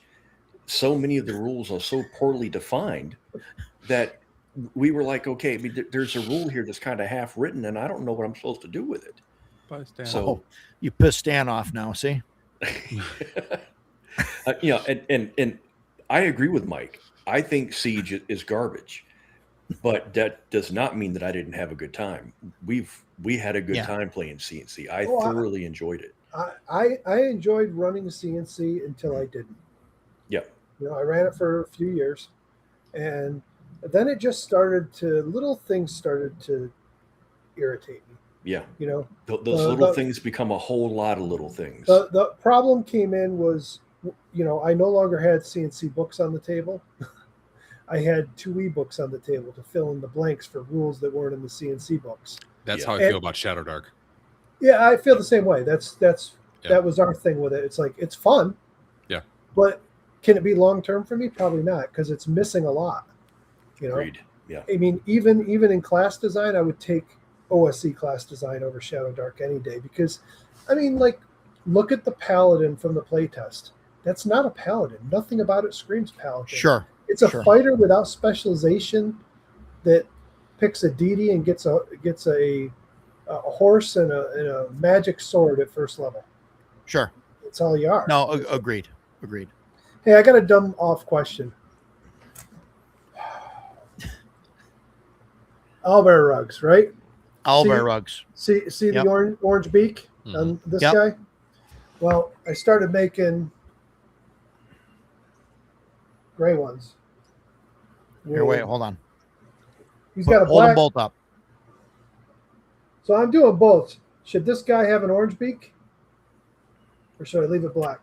Leave it Make black. No, that guy should have a black beak. Pure white. White. Yeah. Dripping blood. And what about how about the eyes? This guy painted the eyes. This guy was black. Well, it's a Um, rug. Painted eyes. Painted eyes. I know it's I- a rug. I know it's Yeah, a rug. I That's mean, why I they- left them black. But Well, no, I'm saying that because it's like seeing like a bearskin rug. It depends on what the taxidermist did. Did he Yeah. put the fake eyes in, or did they put in like black marbles? I think Yeah. either one works. I have no issue with either one of those. well, I'm painting up some big batches of both of these because I have 2 of these and 1 of these, and they're always big sellers at cons. So I'm painting them. I was just trying to figure it out, but these are new. Yeah, I bought 2 last year when I was there. Well, I'm going to start doing other colors so then people can come back and buy them again. Yeah, There there you you go. You That's got to have a variety. Yeah, yeah. All right, so black beak, colored eyes. Okay. Yeah, can't wait. No, it's gonna be awesome. So, yeah, Stan, do you paint like me? Like you paint your hands? Oh, and it's God. everywhere? I'm the same way. Yeah, when I paint, I got paint all over my hands and everything. And You don't paint. Yeah. Who are you kidding? it's been a while. But I do on occasion. Okay. It's been a while. But I have- we'll do it on stream I one of paint- these days. I have 2 specific sets of sweatpants that I'll wear because they are covered in paint because I use them as a Well, canvas sometimes. It's oh, like, yeah. Oh, I'm being Gotta bold dry here. this With, brush. yeah, I'm being bold exactly. here with this shirt on. Yeah, I ruin more clothes painting miniatures and What so running the game. I think I find, I mean, obviously, like prep and all that is a lot easier, for something like Shadow Dark. Is chat broken? Wow. No, I think everyone's just being very quiet. Yeah, Vic, I think you said debate me, bro, and then everybody got scared. and they ran. And nobody wanted to get in on that. I'll debate At Vic. all. It's not even the first European I've yelled at today. There you, there you go. I'm just kind of wondering. So- Oh, well, according to YouTube, there are 6 people watching right now, so that would. I got more than that. why it's There's so more. quiet. There's more than that. There's 17. Oh, okay. Yeah, I There's got 7. You're 7 just on seeing it. one channel. 7 Glad from you're my just seeing channel. one. Yeah, you're just seeing the one channel. But yeah. So I definitely find it easier to prep for systems that like are easier to learn, or that maybe that I know better, right? Like, I mean, I think after a while of prepping 3.5, like I was pretty good at it. But like Shadow Dark seems really simple to prep It is. for. I think so.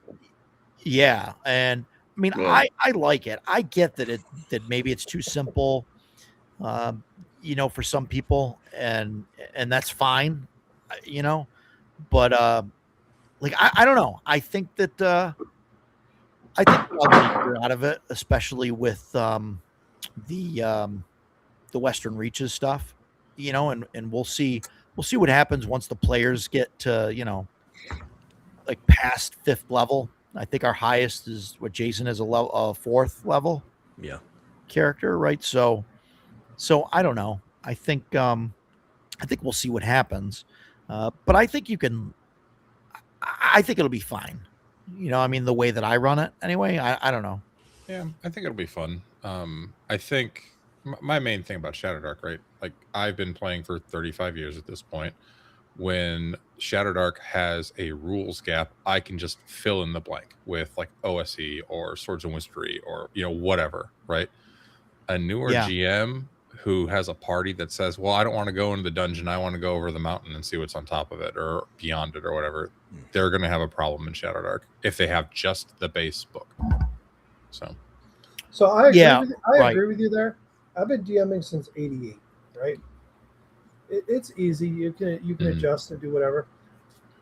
If the game system requires me to fill in the gaps for rules too often, I'm just going to switch game systems. That's the Agreed. Yeah. problem. Agreed. No, I agree. I don't. Yeah. I don't mind. Listen, there's always going to be. I mean, 2E's missing stuff. 2E doesn't have really like there's no hex crawling rules or any real wilderness adventure stuff. There is in some of the other books, but in the core books Sure. there isn't. Um, but if that's what I gotta replace and fill the blanks with, that's fine. But if I gotta fill in the blanks with that, and then maybe something with saving throws and something with spells, and there's not rules for how this works, and you find yourself doing that all the time, it's time to find something else to play. Yeah, it's funny. Like I said that to Stan, I think, well, I don't know, last week or something, or maybe a couple weeks ago, where, we were talking and, he's using the saving throws from Hyperborea and CNC. And he started saying, I think he was taking some other stuff from it. He was using it. Oh, I have, yeah.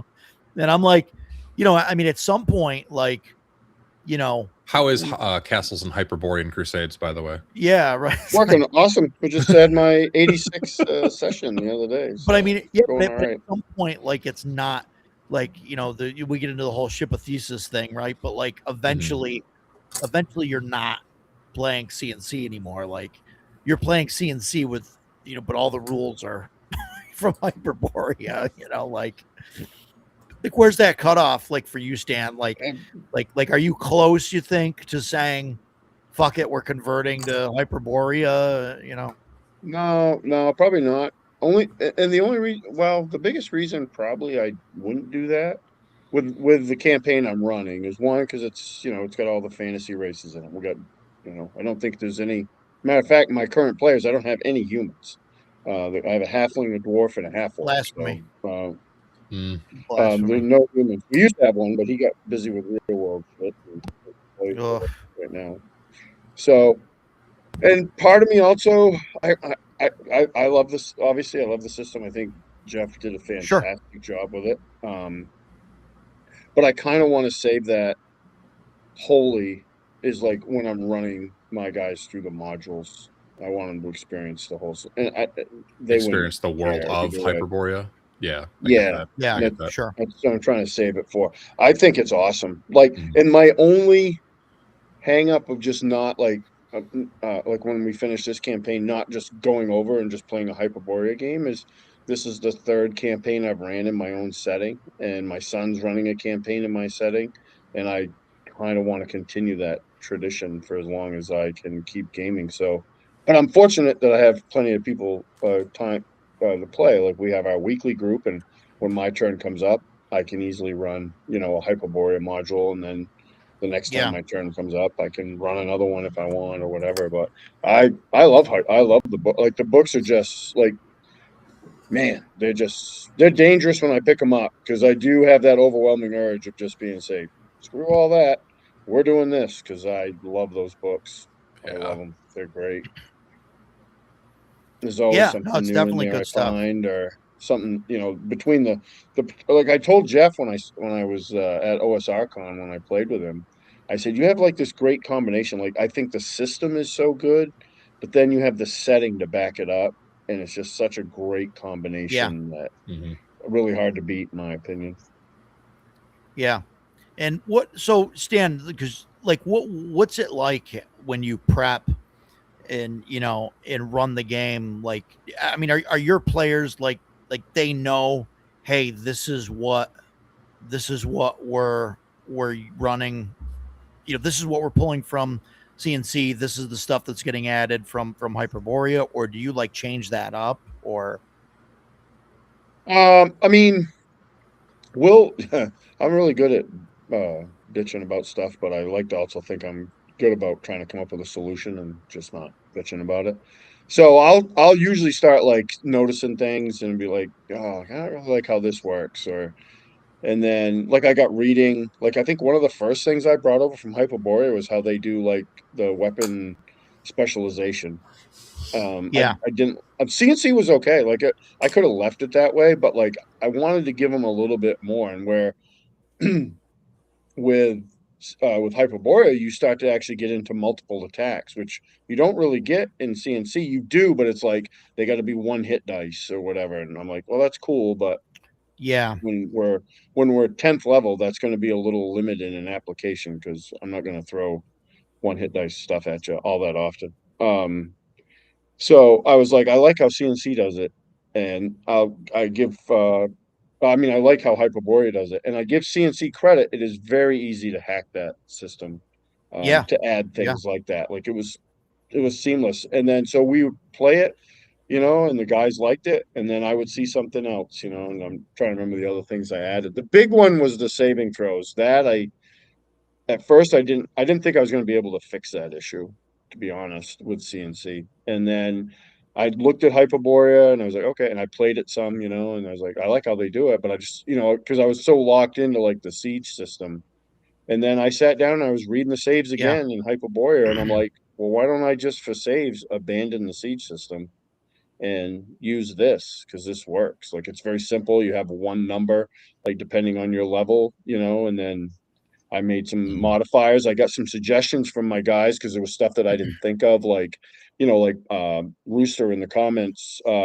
He plays the dwarven cleric that we have, and he was like, "Well, what about poison saves?" I'm like, "My dwarf's really." I'm like, "Oh, that's a good point. Yeah, you'll get that bonus. I'm not going to take anything away from you like that, so you'll be really good at that." And it's worked. I mean, it's worked. I mean, we're, I don't know, 4 maybe 5 seconds into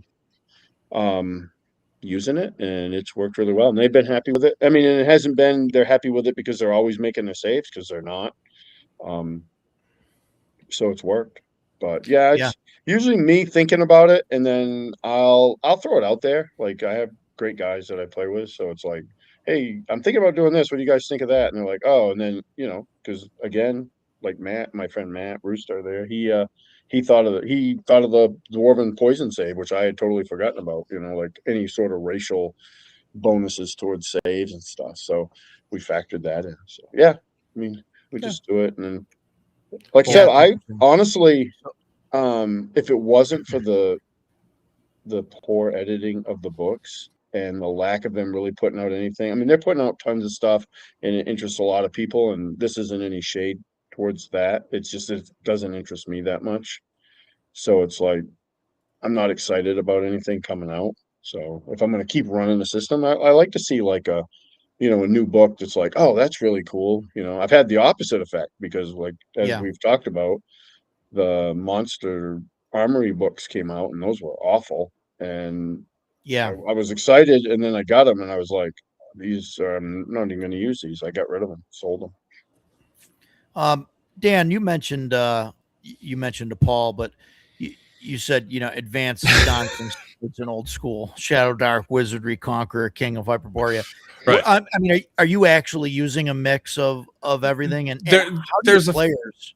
There's a few rules I like to pluck for long-term campaigns, right? So like Yeah. when I'm running OSE, I really like pulling out heroic funerals and carousing from Axe, where they can make an experience fund. So if they die, their next character comes back with more experience.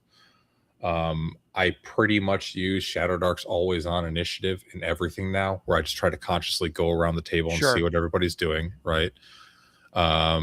Swords and Wizardry, that's my favorite like generic system. And Swords and Wizardry has cited D6 initiative, but there's an option to just kind of gloss over the magic missile movement melee. Just like, if your side wins, you guys go. It's fast, it's quick, it's easy. I love it. Then the enemies go.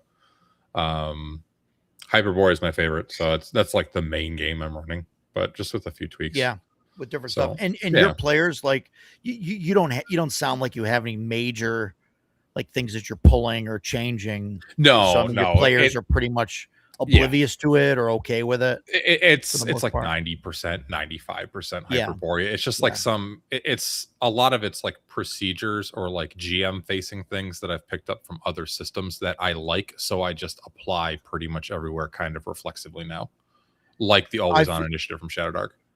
Yeah, I mean, and that's definitely it's like, I don't want to get into this debate, right? This is a huge, ridiculous, I think, argument. That's not how Gary ran it, but I mean, Gary obviously was running something that was like D&D before D&D existed, that was based on other things, and like, there's a whole culmination of things and stuff that's happened and the game changed so much, even when Gary was running things, that I think it's very difficult to say how anybody was running it, and if that even matters, I think is Anyone who wants to harp and preach on that can be shut down by just telling them to go read the last page of the appendices in the 1E DMG, where he Yeah. basically says, it's your game, make it your own, don't be a fucking Sure. dipshit. Sure. Like, Well, that's why the Broasar is a bunch of can't have idiots. that. Well, I mean, yeah, they're definitely brash, and I don't like that. I think what's the saying? You get more More flies with honey or whatever. Or flies with honey than vinegar or whatever. Right. Yeah, so I get it, right? Like, but I don't know. I mean, I get that. Like I respect that they are trying to play 1E as written, and they're like going back through like the history and like trying to do things like as it was written, solely in whatever 1974, or well, I guess not 74, 79, 80 or whatever at that point, which is just a weird arbitrary kind of year for me. It makes me feel the same way like the Amish. There's a year cut off for like Broasar is Amish D&D. Well, no, I mean, but yeah, I mean, kind of like I'm gonna get banned by Jeffro now, but no, like he doesn't watch the show.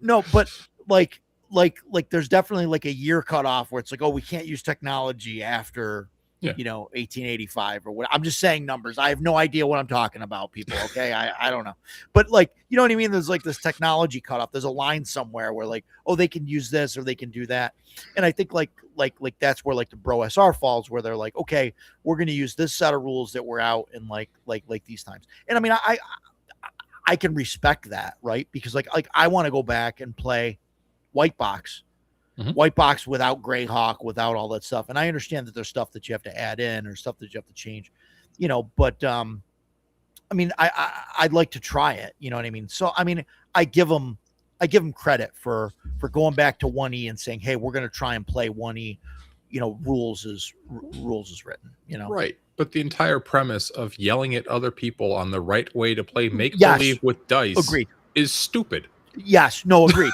Agreed. No, I get it. I agreed.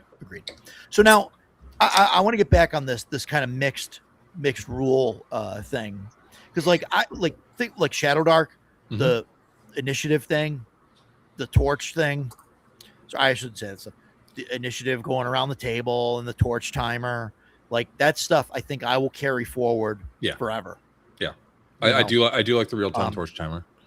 I used to do like a six piece pie, and then every room or whatever I check off a thing, and that's 10 minutes and that's an hour. But like with the torch timer, man, like when people can see that thing going down, like the turns go quicker. You know what I mean? If somebody slows down or is like, I don't know, people are like, hey man, pick it up, our torch is burning, like we got to go. But like, so that stuff like that, I think I'll go moving forward. And like, I don't want to speak for Jason here, so I'm going to let him get out on this. But I feel that if I pitched a game or started running a game where I said like, hey, I'm going to like pull all these rules randomly from like these different systems and like just start incorporating like all this stuff, I think he'd lose his mind unless it was all like collected in a list somewhere. Yeah, he's shaking his head. Yes. I think that's probably accurate, but really, I would just want the rules to mesh properly. If you start just putting a hodgepodge together and it doesn't make any sense, I'm going to lose my mind. So, but yes, I can be a rules lawyer. I try really hard not to be, but it's not because I want to be like, well, actually. It's because I want to know how the system works. I want to know the proper way it's meant to run. And if we change that, I don't have a problem with it. I just want everybody at the table to know this rule has changed so that when that rule gets put into effect, we're not all sitting there going, where is this coming from? What's going on? Because then I feel like I'm being taken advantage of or being, led down the wrong road by the DM. And no one likes that. So not just me. I think too, it's important. when it comes to changing rules that you've given the system as it's written. I'm not saying you have to play every rule, every rule in the thing, but before you start making changes and bringing in rules like from Hyperborea, or like I did, like I had run a lot of CNC before I brought in like the first rule. Nothing aggravates me more than like Dragonbane is my like game, the only game I've ever played where I'm like, I don't need to change anything. This Yeah. game is perfect. I love Just Dragon run Bane. it. And it pisses me off when I'm on the Dragonbane Facebook page and people come in and, oh, we ought to do this. And like this guy come in and like basically wanted to turn it into 5e with bonus actions, reactions. And I was like, just go play 5e. Like, Yes. Yeah. like it's not 5e. It's 1,000 times better than 5e. And Yeah. just leave it alone. It doesn't need to be fixed. It's a great game, but you got to. I think before you start making sweeping changes or any change, play the game. Like Yes. people will look at it in the Agreed. book, and it may look like one thing in the book, but when the rubber meets the road, when you're actually playing it, it may play totally differently. You may be like, oh, okay, that didn't suck as bad as I thought it was. That didn't suck at all. That was actually, I see how that works now. Right. Yeah. So Which Let me ask you this, Dan. Just really quick. Mhm. Would Gary play Dragonbane rules as written? Probably not. I think Gary just kind of played on vibes. yeah. But no, to your point though, like I agree. You should definitely run it a good amount, as close to like as designed as you can, right? But like I've run a lot of OSE over the years. One of the things I think about OSE is it needs a gold sync. That's why I was like, you know what, the heroic funerals and the carousing rules from Axe kind of like bolt on really, really well there, because it gives the players something to spend those ridiculous amounts of gold on, especially if you have players that don't give a shit about domain play, because some don't. You know. Yeah. Now I haven't played Axe, but I had that problem in other versions and other games and stuff where you just have just tons of piles and piles of gold, and like, it's interesting. Like the only person that I played with that really wants to spend all their gold on putting buildings up, is Jason. He's the only one that's like, I'm and trying everybody to point else, you, Jason, on the thing.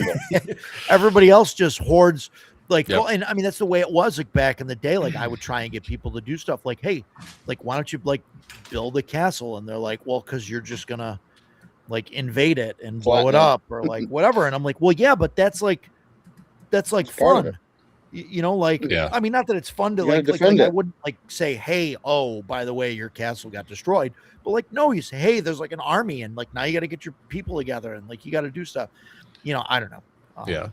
Well, and the other thing too is with the reserve XP, you can keep it at 0 HP. You're dead, because almost every single OSE game I've ever played in, with the exception of Chubby Funster, because he's mean, he has like 20 dead characters. They house rule death somehow. Either it's death at -10, or you can be maimed, or like all that other stuff, because it's pretty harsh as is. But with the reserve XP, it really works well together, in my opinion. Yeah, and I have considered trying to work that into Shadow Dark. Yeah. I could see. And I don't know how I want to do it yet, but Shadow Dark's weird though, because there's not like the quantities of gold are way different, right? Right. It's like a 10th. Smaller stuff. But yeah, I don't know. I mean, I think there's probably a good way to do it if you figure out like a bank, like whatever, whether it's 100 gold for 1 XP or 10 gold for 1 XP or something that you could bank for like later, something like that. Chubby's doing something with it in Shadow Sun Revised, with creating totems to your character. Oh, right. But that's more or less, he's converting Dark Sun's. Dark Sun already has that in it. Yes. Right. You make a group of characters, and you whenever you get experience, you get to put half of that towards one of the other characters. So he's coming up with a system basically to be similar. Yeah. No, understood. It would be interesting to convert that to base Shadow Dark with only like gold or currency as the driving force. Yeah. I would definitely like to see that and see how it goes. I mean, I don't know. But yeah, I mean, as far as like running, like I said, right now I'm running Shadow Dark. I think it's fine. We'll see what happens in another 7 months, 8 months, whatever. It's gonna, when we hit a year, and we'll see where everybody is and where it's at, and then if it's still going great, maybe there's enough stuff with the Western Reaches, and it'll be fine, and we'll keep running it. Have you guys I lost still any like, characters? Right? Oh, yeah. Yeah, Have you? yeah, we've lost some people. I think Shadow Dark has a good like a good happy medium of, the whole death and dying thing. Like, I mean, I was always big on, you heal naturally 1 hit point per day, and that gives you, your character downtime and all that stuff. But I mean, I like the death it's not death at 0, but you go to 0 and there's the death timer, and then Yeah, they do it well. you have a little bit of time to try and save the character, and then you can rest overnight and you go back up to full again. Like, I'm not a huge fan of that. I mean, I keep it in, with all the other death stuff. I think it's a good it's a good it's a good, like, happy medium there for, like, where I want to Yeah. be and, like, where it feels good. And it's not like 5e where you've got several death saves that are that you have a more higher percent chance to make and things like that. Well, that part of that Um, comes back to the whole idea of, most of the Shadow Dark adventures are dungeon crawls and whatever else. Sure. If you're going to Sure. send them into a big dungeon somewhere, and it's deadly like it is, and if you're going to go with 1 hit point a day level with 1 hit point a day healing, it's going to be a whole lot of trips out of that dungeon and back to Sure. town. Yes. Absolutely. Yeah. Right. Where I mean, I'm not a fan of the healing overnight like that. Yeah. I think it takes something away from the long game. If you're playing, I a long agree, campaign. 100%. Yep. But I guess there's worse ways you could do it in that type of setting. I mean, it Yeah. fits the way it is when you're doing the dungeon crawl, because I know my players absolutely hated it in second edition. If they, like, they're third level and they get knocked down to 0 or something, they get healed back up there at 1 hit point, and they have no healing and whatnot, and they're like, oh, it's going to take us days to heal back up. Yeah, but that's when you bring out your secondary or tertiary character, and but not everybody wants to. Not everybody wants to do that. No, I understand that. Or They you don't want play to a play game secondary or Sure. where you Especially- rest and die and get your I con. get that 100%. That's the game I want to run, though. So, Yeah. Well, like, like, and That goes, I mean, that goes kind of back to the know your audience thing, right? right. Know what And they're I into. feel, and Jason can attest to this, but I feel like I put that on the tin, when, when I pitch the game to somebody, like, hey, this is what it is. You'll have a stable of characters, and, right. I mean, I do that, right? I mean, that's my two. No, you did. However, I also said that that's not really what I wanted to do. I said I wanted to play, so I was going to play whatever you put out there. But as soon as Mike started saying it, that's why I pointed. I'm like, I totally agree. every one of my players would rather have a single character that they focus on, and Mine too. and I've come to realize with them that they want to play the long game with it. So playing a game like OSE and Shadow Dark might not be the way to go, because it's very It's deadly. not going to work. Where, again, I'll use 2E as an example because it's what I'm familiar with. It's not as deadly. There's so many ways you can survive that aren't available when you're just hit point at 0 dead. No con bonus beyond first level, and it can be deadly. So they want the long form game. It's not bad. Yeah. And And then I took that rule and put it in my CNC game, actually. and if you rest for a week straight, then you go back up to full, no matter how much hit points you had. So Yeah, even Which I like. 2E, I'd have to look at the rules because it never gets to that point, because usually they take a night or two. The cleric will get his spells. Yeah. He'll magically in between. right. But it's the same type of thing. I think it's like, I don't even remember the rules because they never come up with that long of a downtime. But I think it's something similar. Like after a week, you just get them all back, or one E does the same thing. you get And more after a after certain so amount of long, time, yeah. and then it just ramps up. Yeah. It's interesting. Like, so yeah, for me, like the Shadow Dark, the getting full hit points back overnight, like it doesn't fit into like the long game, but it works for for doing stuff like that, for doing like multiple delves with the same characters. So Well, I mean, so I let it Dragonbane happen. does the same. Dragonbane does the same thing. I hated it in 5e. I'll be the first to admit, and I eventually changed that rule. But in Dragonbane, I don't mind it because Dragonbane you don't have a lot of hit points anyway. I mean, your con score is your hit points unless you take heroic abilities to boost your hit points, and that's only doing it 2 per every time you get that heroic ability. So, I mean, I play Ogre Fighter in my current Dragonbane game, and I have 22 hit points. And weapons do a crap load more damage than that, and monsters especially do more damage than that.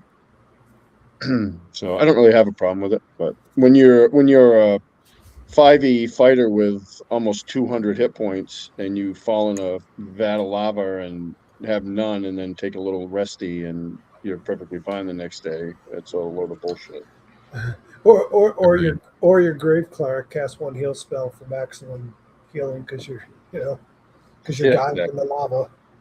Exactly. I know when I ran Shadow Dark, I only ran like 6 sessions before we finished the adventure, but we had a high mortality rate. Like my buddy Matt went through like 5 characters in 6 sessions, and we had one other character death. Wow. And I think it actually I don't know, it became kind of a running joke, and I don't really like that. The only thing we did add into it was the only one original character made it through that whole adventure. So every time he'd come back to town and recruit, like, new people to come out and adventure with him, the town was like, I don't know if you should go out with that guy. I know We got there's guys, but I didn't really like it. Didn't for me like obviously character death only happened, but like when it was that high, it was like, man, like this doesn't read to me like lead towards like a real longevity of play. Like you can't get your feet under you, get the campaign going, and I agree with you. I know there's a lot of people in the hobby, especially old schoolers, that seem to think like a high mortality rate is a mark of a good game. You know, Yeah, I don't like that. Yeah. I mean, I'm not big on the old school style of like, hey, let's just put in death traps in here that, yeah, they'll give them next to no way to figure it out. And if they just, throw caution to the wind and walk down the hall, they're going to die. Okay. That loses. Yeah, I don't loses the like fun I real don't like quick. save or die. I don't like save or die stuff unless it's like well telegraphed, or you can there's a way to figure it out. yeah. The mouth in Tomb of Horrors is like a good example of that. Like I know Tomb of Horrors is meant to be instant death dungeon or whatever, but like the mouth, like I think that's well done. Like I'm okay with that's a you're just gonna die thing, because like you have plenty of opportunity to like not stick your head in there. You know what I mean? Like Just don't stick your head in there, you'll be fine. you know what I mean? Like that's where like you stick an arrow or like a 10-foot pole, or you tip the tip of your sword or something in there, and you're like, oh fuck that. Well, and part of the problem is when you play that style of play, especially regularly, your players are never going to fall for any of it because they're going to get to the point Right. where they don't trust anything you do, Mhm. anything you say, and anything you do, and that's not good for the game either. When they have to second guess every decision they make because they're worried that you're just trying to get them in a gotcha moment, Yeah.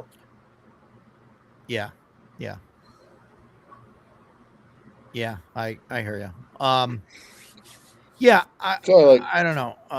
1 XP per 100 gold is If you want to get them, just throw all bears at them. yeah. That'll get them quick. track. Throw owlbears at them. Yeah, owlbears are rough. Owlbears have killed, I think, more people in my campaign than anything else. I don't know.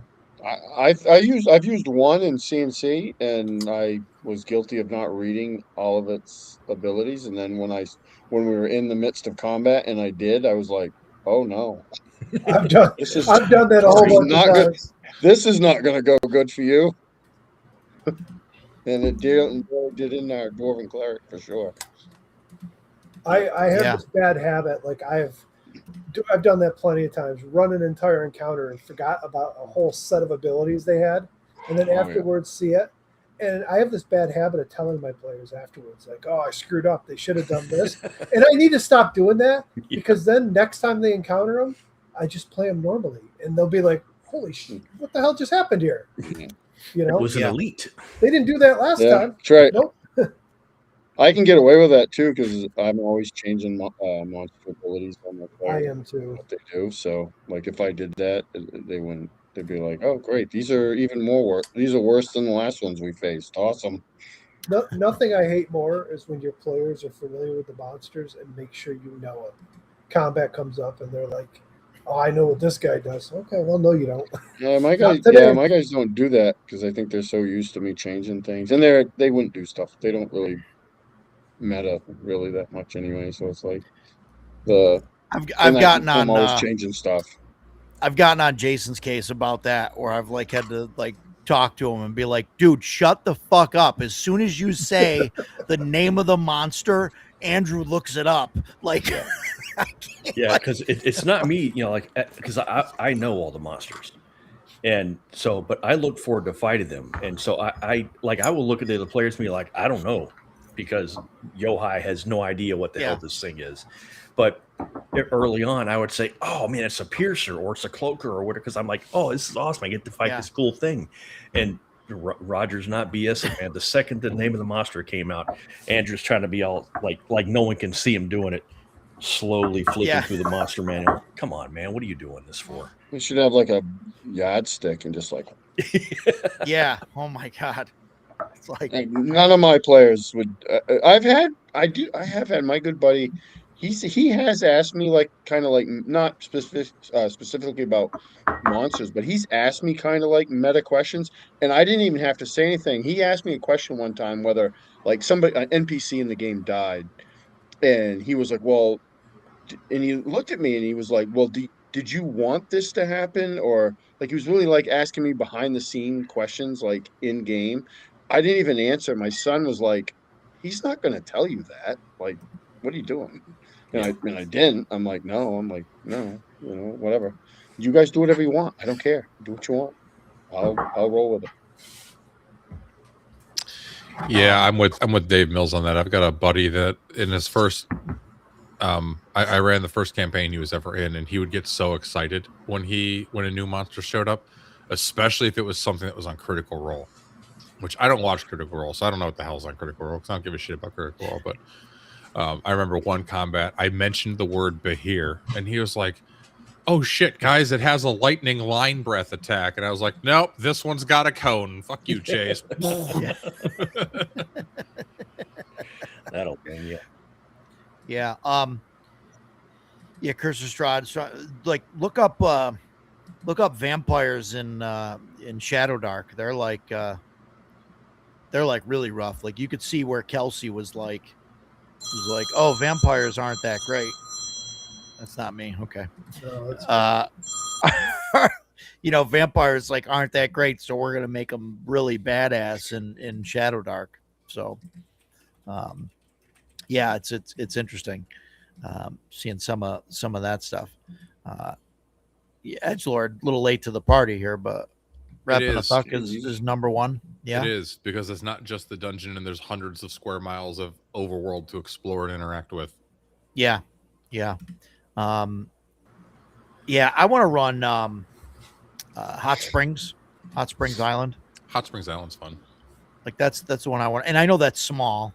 Mm-hmm. I think they're 2 mile hexes. I think 1 or 2 mile hexes. That sounds right. Yeah. So it's really small, but it's and it's probably only like 20, 25 hexes or something. But it seems really cool. It seems really fun. So I like that it has the little journal extra book. Yeah. You give your players. That's really cool. Yes. There's a book. Yeah, there's the setting, but Jason would eat that up. That'd be awesome. There's a book that's I don't know if we've talked about this.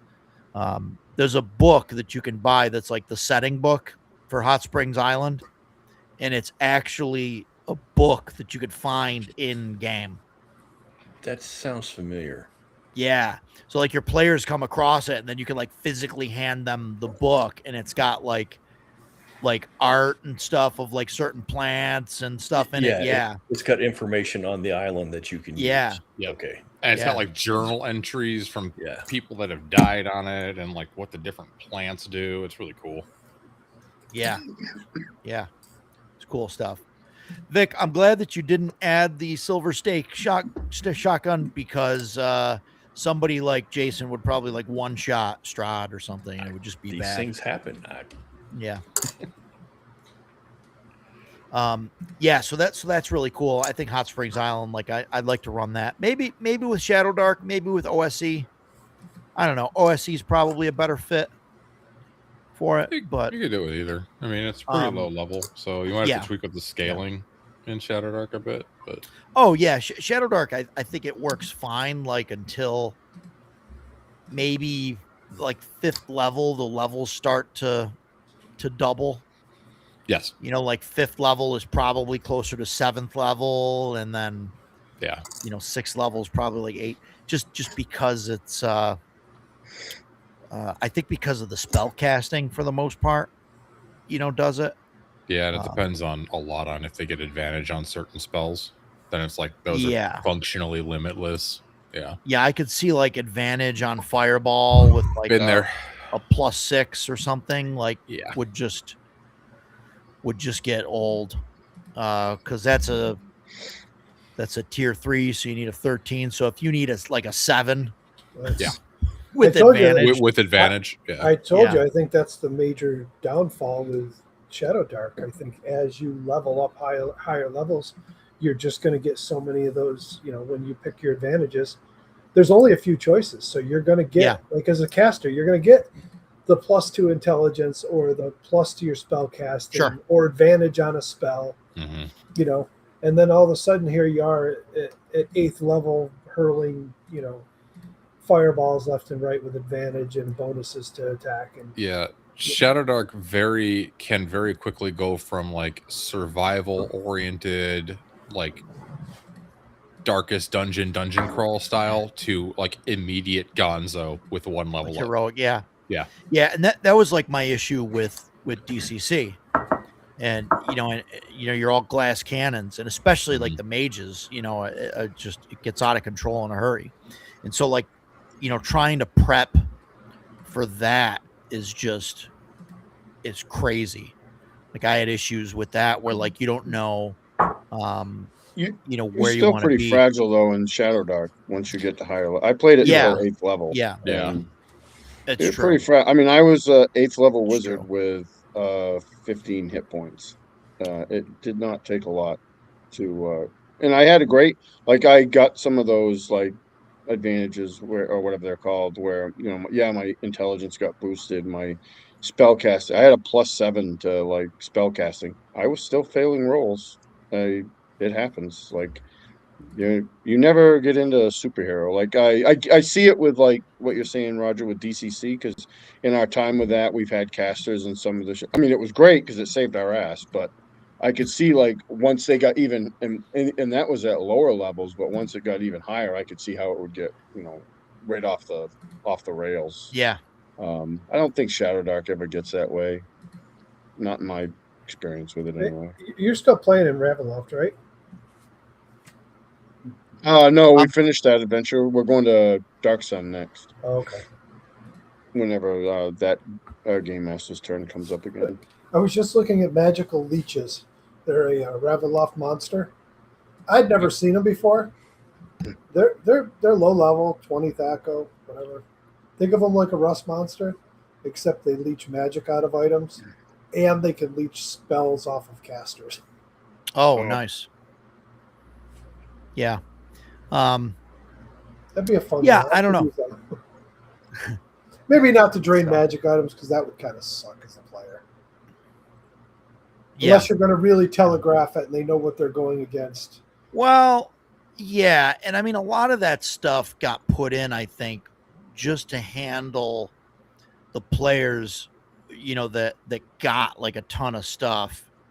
And so the GMs like if you're running the game like normal, and they have the appropriate amount of magic items and stuff, I think it's fine. I think those things like exist just because like, oh, this player's got you know, whatever, Rod of Lordly Might or whatever, just something that's just broken, and you're like, okay, we gotta, this is broken, it's causing issues. Instead of the GM just, having a conversation with the player, saying, hey, this thing's a problem, we all agree on it, like it's got to go. You put something like that in the game, and then you can just say, oh, it eats your thing, and that's it, Yeah. and now it's just a stick. Yep. Vic, what are you trying to say in the chat that is just so offensive that you're getting blocked? He's getting censored by What are you doing? YouTube. By YouTube, yeah. It's because you're saying dang chats or something. I don't know. I don't Gosh, mind diggity characters. dang it. Gosh dang it. I don't mind characters getting to do cool stuff eventually. I want people in Blacklight to be some Delta Force badasses at higher level. Yeah, you know what, Vic? I like that too. I want them to be Delta Force badasses at higher level. Jason wants them to be Delta Force badasses at level 1 because, technically they're in Delta Force. and if they made it through SEAL training or No, Marine Corps thing, I I'm disagree. terrible at that. No, I you do? disagree with that. No. Oh, okay. The I character. thought, No, the character classes are designed so that if you pick up a military type class, you have bonuses that the civilian types will not. oh, okay. Whereas the civilian types have bonuses that the military classes don't have. My only beef is when first level characters just don't know anything at all about anything. I find that irritating. But for something like Blacklight, again, we've talked about this before. I want balance in my games, and that doesn't mean that every character, every class has to have, be equal in some way to every other class, because then you're just playing vanilla and that's boring. Sure. But no, my first level character doesn't have to be a badass. I just don't want her to have one hit point and die half an hour into the game, because that sucks. So for this, so for those of you out there that don't know, I know I've said this a bunch of times, but I'm planning on running Blacklight with Castle Ravenloft, kind of a pared down version of Castle Ravenloft, just so I can do it in, a few hours instead of, a huge thing. But I definitely want to do it for the convention. I think I'm going to do it Thursday night if there's enough people, if there's enough interest. I don't know anybody that's interested. I am. Yeah, I know. It's like everybody's like, yeah, it sounds awesome. So I think 40 I think people I'm at the gonna table. yeah, right. So I think I'm gonna go with 5th level characters. Like, and I don't know if you guys have looked at the Vampire and Shadow Dark, and I mentioned that before, but they're badass. Like, my original intention, thinking about it, was, okay, I'm gonna go in, I'm gonna take the Shadow Dark Vampire, and I'm gonna like bring it up a little bit because it's Strahd, and make him like a badass. But I'm really on the fence as to whether a group of 5th level characters with assault rifles can take down a vampire in Shadow Dark, because they're that badass. Like, I don't know. So, I mean, we're going to try it. I guess. Emperor's Choice. Power attracts power. Yeah, that's something interesting too. And I like that. So basically, the more powerful you get, the more other powerful things kind of know you exist, and they will come after you. So if you get that broken staff, then, some high power or a bunch of high power mages who want that staff are going to come after you. So, like, I like that. Yeah, only one way to find out. Yeah, definitely. Yeah, definitely, and definitely hit up Arduin. Guys, Emperor's Choice, they're amazing. They got a bunch of stuff going on. They're going to be running a bunch of games. I think they got 5 or 6 games on the schedule, something like that. Just awesome stuff. Their minis are just Awesome. I love metal cast minis. I just, really takes me back. They look phenomenal. Stan has painted up a bunch of them for the auction with some terrain that Mike painted up. And man, that stuff looks absolutely amazing. I can't wait to get that stuff all together on the table so everybody can see it. It's going to be awesome. What? Edgelord? Wait, it's on schedule. What's on schedule? He's talking about your blacklight game that you're going to run on Thursday night. Oh, it's not on the schedule. No. It's in my head. It's for those. Yeah. It's for those that show up on Thursday. It's for those cool people that are coming in on Thursday. Like me. Like you. Like me. Yeah. Like all of you guys. Well, probably maybe Mike. I don't know. We don't know. I got to convince him. But but Edgelord, I mean, I don't know. You might not show up till Friday, so you might miss out on all the cool stuff. But Vic, I don't know what you think, but tell me what you think. What level characters, if there's half a dozen blacklight guys, what level should they be to have a decent chance to go against a vampire in Shadowdark? What do you think? So yeah, I forbid Dan from playing blacklight. Don't let him in. Wow. Listen, let me ask you a question. Have you ever watched a movie where anybody ever beat vampires with their guns? No. They always lose. They always get slaughtered. Well, I mean, it's the way it should be. Yeah, I'll say this: it is going to be Castle Ravenloft pared down. Not the whole map, but so there will be things that are out there. So the Sun Sword will be out there. So, I mean, that's gettable. So somebody can. So you're going to send blacklight guys in there, Delta Green guys in there, looking for the Sun Sword to fight Strahd? I mean, no. I mean, blacklight has they have like UV bullets and stuff like that, so that do like extra damage, and so there's definitely cool stuff like that. There's like flashbang grenades, and that like damage. I think it does like 1d6 damage extra to like things that are sensitive to light or something like that. I don't know exactly. So there's stuff like that. Yeah. Sent the Ravenloft to actually hit Strahd at pretty high levels. Yeah, 5+ is good. Okay. Yeah, fantastic. I feel like I should rewatch the Blade movies so I can like get all the good lines in my head before this game. Yeah, that's a good idea. Catch you fuckers at a bad time. I haven't watched those in forever. Damn, that and Underworld or something like that. Yeah, Underworld. I like those movies. I don't think they did that great. I don't think they did that great back in the day. I never knew in the movie there's that guy. He's a huge black guy that's that werewolf. Like I didn't realize he was the guy that wrote it. Oh, that's cool. Really? I didn't know that either. Yeah, I saw it on something like he was the writer for it. I was like, oh no shit, that's awesome. Shit. Yeah, he's awesome. I love those movies. Kevin Graveau. Okay. Yeah. I don't know. I googled it. Okay. AI would never lie, right, guys? Yeah. No. It would never lie or make anything up. My favorite Blade line wasn't even from one of the Blade movies. It was from the last Deadpool movie. When Wesley Snipes is up top talking about there's only ever been one blade, only ever going to be one blade. I was like, yes. That was good. Fact.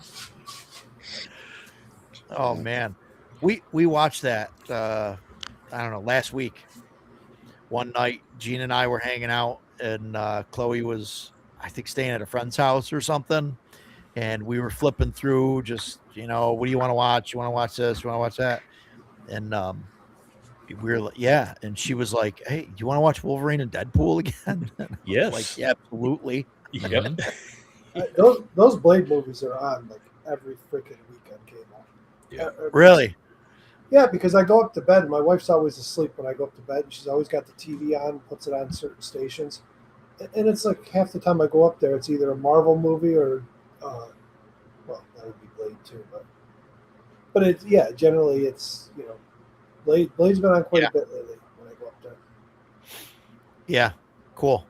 Yeah, I haven't seen those movies in a long time. I Same. haven't either. I haven't either. But now I'm going to Yeah, watch them on the right. plane. There you go. I mean, the last time I think I saw it was like Blade 3, and that the last time I watched that was probably, I don't know, maybe 5 or 6 years ago or something. I think I watched it. Edgelord, I agree. The best part of Okay. Underworld was Kate Beckinsale in those outfits. Yes, Chef's Agreed. kiss. She's just as good today. Yeah. Agree. Has she been in other movies? I don't even know. Oh yeah, That doesn't matter. Doesn't- Yeah, but it not doesn't not matter. wearing not No. wearing a tight fitting latex suit or whatever it was. Yeah, exactly.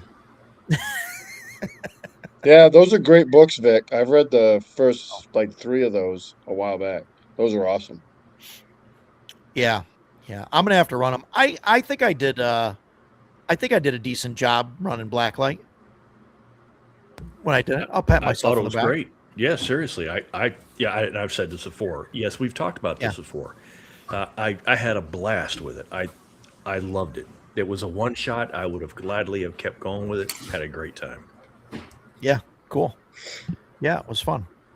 It was a good time.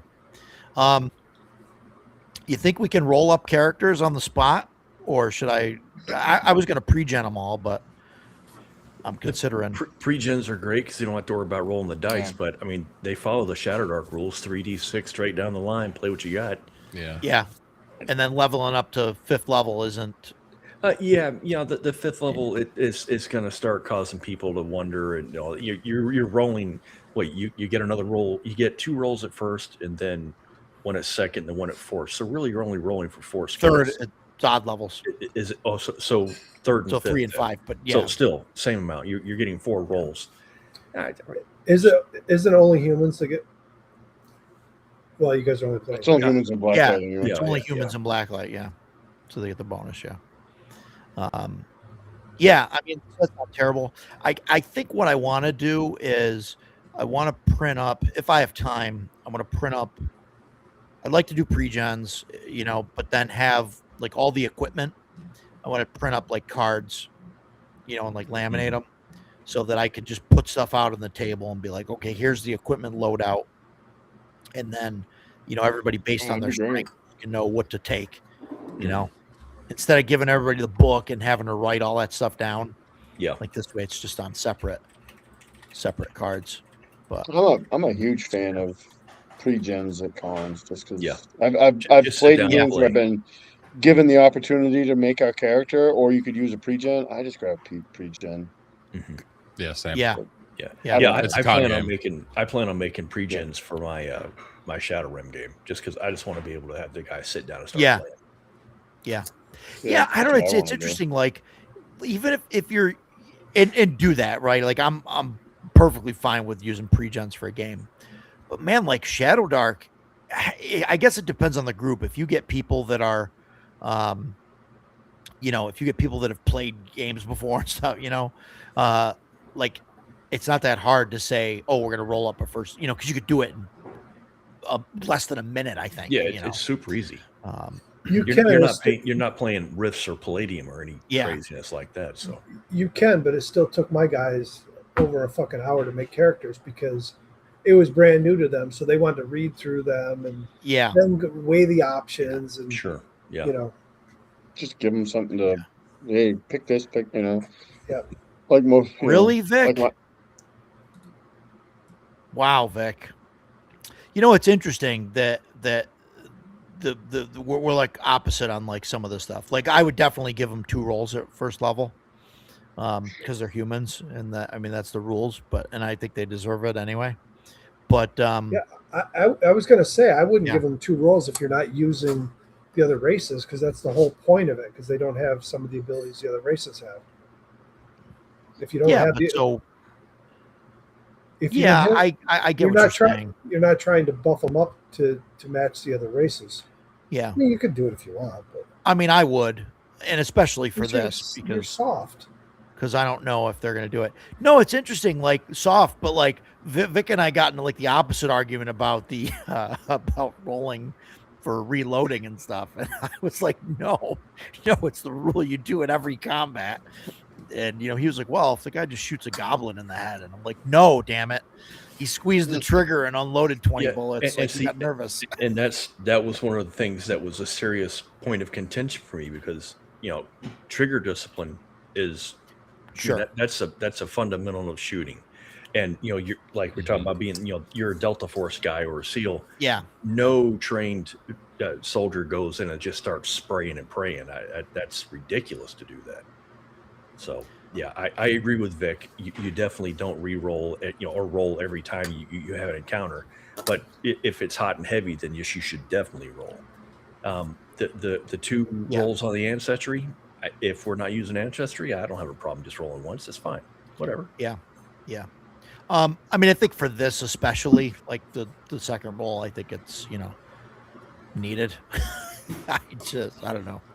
We'll see how it goes. I'm just looking at the numbers. I wouldn't have a things, problem, but, obviously. I mean, if you're going to give me a bonus, I'm going to take that bonus. So I'm cool either way. But we have wandered wildly off the topic. Oh, we wandered. As Yeah, always. we wandered. Yeah. You have asked us all what we think it takes. What do you think it takes to run a good game? Oh, Jesus.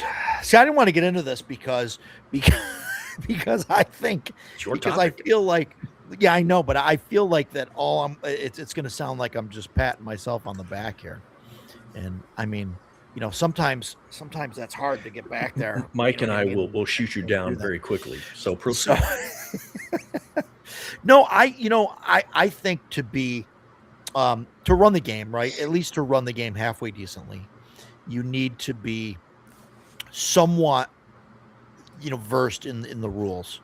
Mm-hmm. I'm not going to say that you have to be well versed and you have to know every rule because that's crazy. Because I don't, and everybody's got to start somewhere, and whatever game you run, But I think that's the most important thing, is that you have to be able to, you have to read the rules and you have to at least semi understand the basic kind of concept of the game. Like in Shadow Dark, you need to understand, okay, everything's a stat roll. Basically a DC 12, and you're starting from, like, you have to kind of fundamentally understand that. And you need to kind of know where to find the rules that you're playing with so that you can, flip to something quick if possible, especially when you're new, because you don't know, you might not understand how to change the rules or how to make a ruling. And I know that, like, the OSR group, they love to push, rulings over rules. It's great. But if you don't know, like, what a good ruling is, like, it that doesn't mean anything.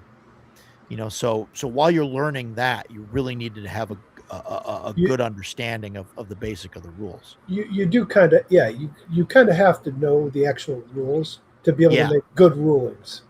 Right. Yeah, exactly. Yeah. One thing I'll add to what you said, though, is, you don't have to know all the rules to be able to run the game. But if you're not going to know all the rules before you run it, you better have a group that has at least somebody in the group with a competent understanding of the rules. And that's somebody that's not, I don't know, I know, like Stan's got the unicorn group that does nothing wrong. But, I mean, I've seen plenty of players that, they look in the book and they read the part that's good for them and they ignore the part that's bad for them. You can't. Oh no, dude! I've had that. You cannot have. If you're not going to know all the rules and you've got another player that's helping with the rules as you guys are learning it, he better not be one of those players. It's got to be somebody that is willing to look at the entire set of rules. It's funny that's something that Dan and I were talking about. Was it earlier today? I think so. Yeah. We were talking about that. Yeah. We were. Yeah. You got people that'll only read the rules that are advantageous to them, and that's it. You and I talked about that last night. Yeah, that too. Yeah, it's funny how that works. Yeah, no, like with a good group, like the GM can definitely be, less experienced, inexperienced, if the group is willing to learn the game together. Like I remember when I first started, right? Like I had the basic box set, or Multi Basic. I got it at a garage sale, and I played it with like my cousin, his girlfriend, this girl that I met on the beach. Like, it was complicated. I don't know. Maybe she was a girlfriend. I don't know. It was weird. I was young. Random I was a hobo. kid. I didn't realize it at the time that was going on until looking back later. Like, I don't know. Anyway, we like I tried to like run it and play it, and I'm sure I did a horrible job. I know that I didn't know rules. I was trying to flip through the book and learn it as I was running it, and like I said, I'm sure I did a horrible job at it. Did But- anybody complain? No, Did everybody have fun? yeah, I think so. Yeah, it seems Then who so. cares? Yeah, right. But I mean, I wasn't playing how Gary wrote it. So, well, he didn't write that, but I don't think Gary played it. was- Gary that didn't was play it Multi. like Gary wrote No, it. I know. Yeah. I'm just teasing. But yeah, and so so I think that's part of it. If you have like a group that's willing to kind of just go along with it and play, but like if you're going to learn the rules and if you're going to play a game, you should learn the rules. And if the group is with you to say, okay, yeah, we'll kind of figure this out together, and that's kind of how it was with CNC. I mean, although it was mostly like Jason and I mean, I think the other guys, I don't know, didn't really want to put in like the effort to look stuff up unless it was to their own advantage or whatever. But, no offense, guys, if you're watching, but I mean, let's be honest, right? So I mean, I think that was, Andrew knows part we're of talking about him. yeah, yeah, I mean, so yeah, so I mean, I think that's like the most important thing, and like now for someone that's more experienced, right, in running, I think the most important thing is the staying on track, whether that means keeping the players, like on task or at least in the game, and also keeping yourself there. And I think that's kind of forgotten with GMing. But if you get to a point where you're running something and like don't, like we call it the loading screen, right? Like I've heard that term like around a lot. Like if you've got 5 people that are like waiting on you and you're like, oh, hang on, I got to find this thing. And I'm guilty of it. I still do it sometimes. Like I get it, but like you got to be able to get past that and just make a ruling or make something up, or just to keep the keep the game moving. I think that's like the most important thing, but not for somebody that's new, because when you're new, you can't, like, you're always loading, and if you start thinking about it, you'll just it'll take you longer to find stuff. So that's why I really like knowing the adventure or knowing the world that I'm running in, because then it's much easier to pull things out of my ass in those moments. yes, yeah, no, and I've done that plenty of times. I did it like 6 times last night. Yeah, like just for the sake of, I don't know what's over here, so I'm just gonna go with it. Like you got to be able to just go with the information that you have that is on hand right now. Yep. And if you're 75% of the way there, then you're golden. If you're not and you end up going sideways, well, then you gotta really be good in order to try and fix it, while you're playing to make everything, make sense again. Which, I mean, I've had to do, and I mean, hopefully people don't see it when I've had to do that. But yeah, improvise, adapt, overcome. Is that like that sounds like a Marines slogan? Is that Jason's shaking his head? Is that Sorry, something? Heartbreak Ridge. You're muted or something. I can't hear you. There, how's that? Yeah. Okay, good. Sorry. Yeah. No, that's the Marines. Improvise, adapt, Oh, okay. overcome. Yeah. It should be universal. It shouldn't just be the Marines, because that's what you do, especially as a DM. I didn't want to interrupt you. You're talking about the loading screen. vapor lock. It happens to players all the time. That indecision that locks you in. Yeah. But for me, when it happens to me as a DM, like you're talking about, there's 5 people waiting for you. They're all looking at you. Like, Yeah. we're waiting on you, dude. What are you doing? And it's not like you can skip the guy's turn. They're waiting on you. Yeah. It's like, oh God. One turn that works. can't be skipped. Right. Yeah. It's rough. It's rough when everybody's waiting on. Like, what I found works is to try and reverse it back and like attempt to stall by asking the player a question. Like when the players go into the room and that there's like, oh, there's a tapestry over here, and like you got to look up whether there's a secret door or whatever, and if they're a trap or whatever. While I'm doing that, I'll like try and turn it around and say, okay, yeah, there's this kind of ornate tapestry. What do you guys want to do? And then I frantically start looking through the book while the players are just, even if it's like 5 seconds of them saying, oh, we're going to go examine the tapestry or whatever. But that gives you 5 seconds to like, read the next line, if you have to, to try and kind of get there. So, yeah, let them wait. Let them wait. So you're Yeah, saying, it's crazy. So you're saying you're the GM you talked about earlier that doesn't prepare. No. I'm saying when there's times, what I'm talking about. Like I try and read ahead, unless it's like my Shadow Dark game. I'll admit, like I've done less of that, like because we're going to a bunch of caves, which is somebody's redone version of Caves of Chaos, Right. Keep on the Borderlands, and I've kind of read all of that, and so I have a good idea of what's going on there. So I really don't have to, like prep too much. So, but it's funny you mentioned that. That's why I color code my highlighters.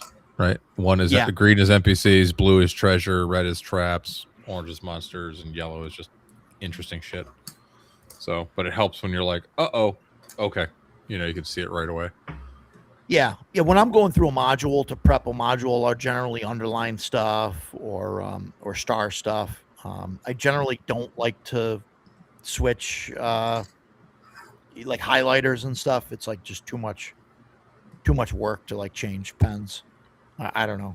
I just underline stuff. What's that? When you're prepping, it's too When I'm much work. prepping, yeah. To pick up. It's too much work. You gotta make it easy, man. No, like to switch There's a like green and highlighters a on. yellow and a pink one. Oh, That's really? like way And too- a blue way too and an complicated. orange.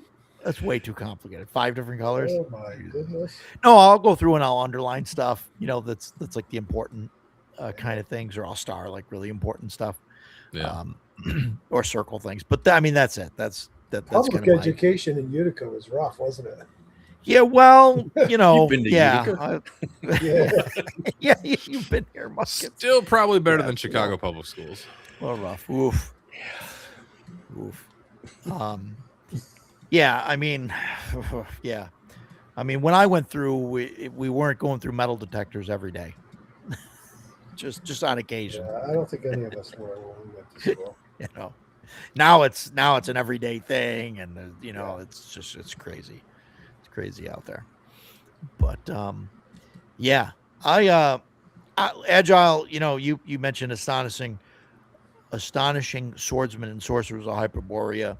I'm kind of like upset that Jeff changed the name. I know Hyperborea is short, sweet, it's simple, and all of that, but I don't know. I like astonishing swordsmen and sorcerers of Hyperborea. It's my It does have gravitas to it. yeah. I like it. But yeah, I mean, so that's my kind of thing is, and I mean, know your audience. That's kind of been mentioned a lot, but I mean, you definitely want to play to the crowd, right? Like and that's sort of figuring out what you want to run and what you're going to do, and all, like what system and what module you're going to run. Like, I mean, I wouldn't run like our guys, like at first level or lower levels, like I wouldn't run them through like Tomb of Horrors or anything like that. Or, I mean,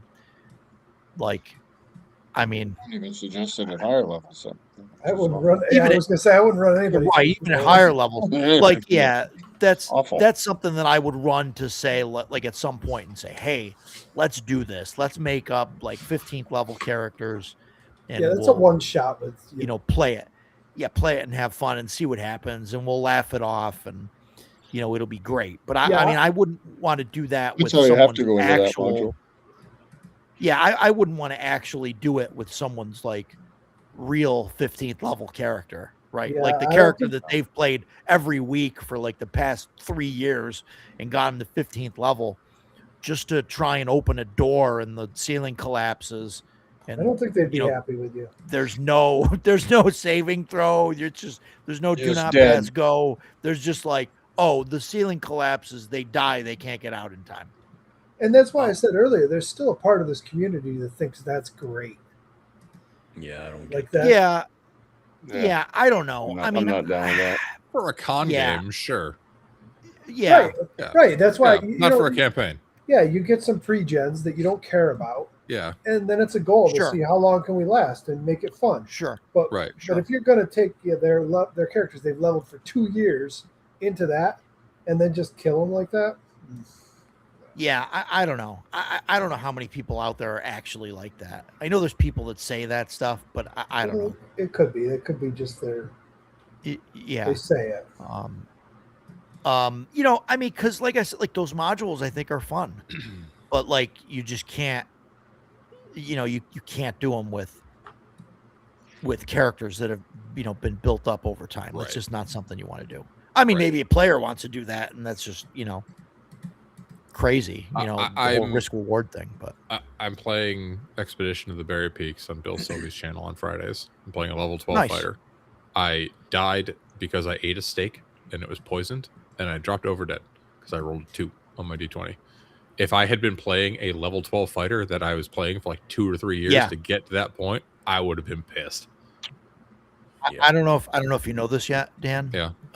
So maybe spoilers here, but it's a spaceship. You don't say. Golly gee.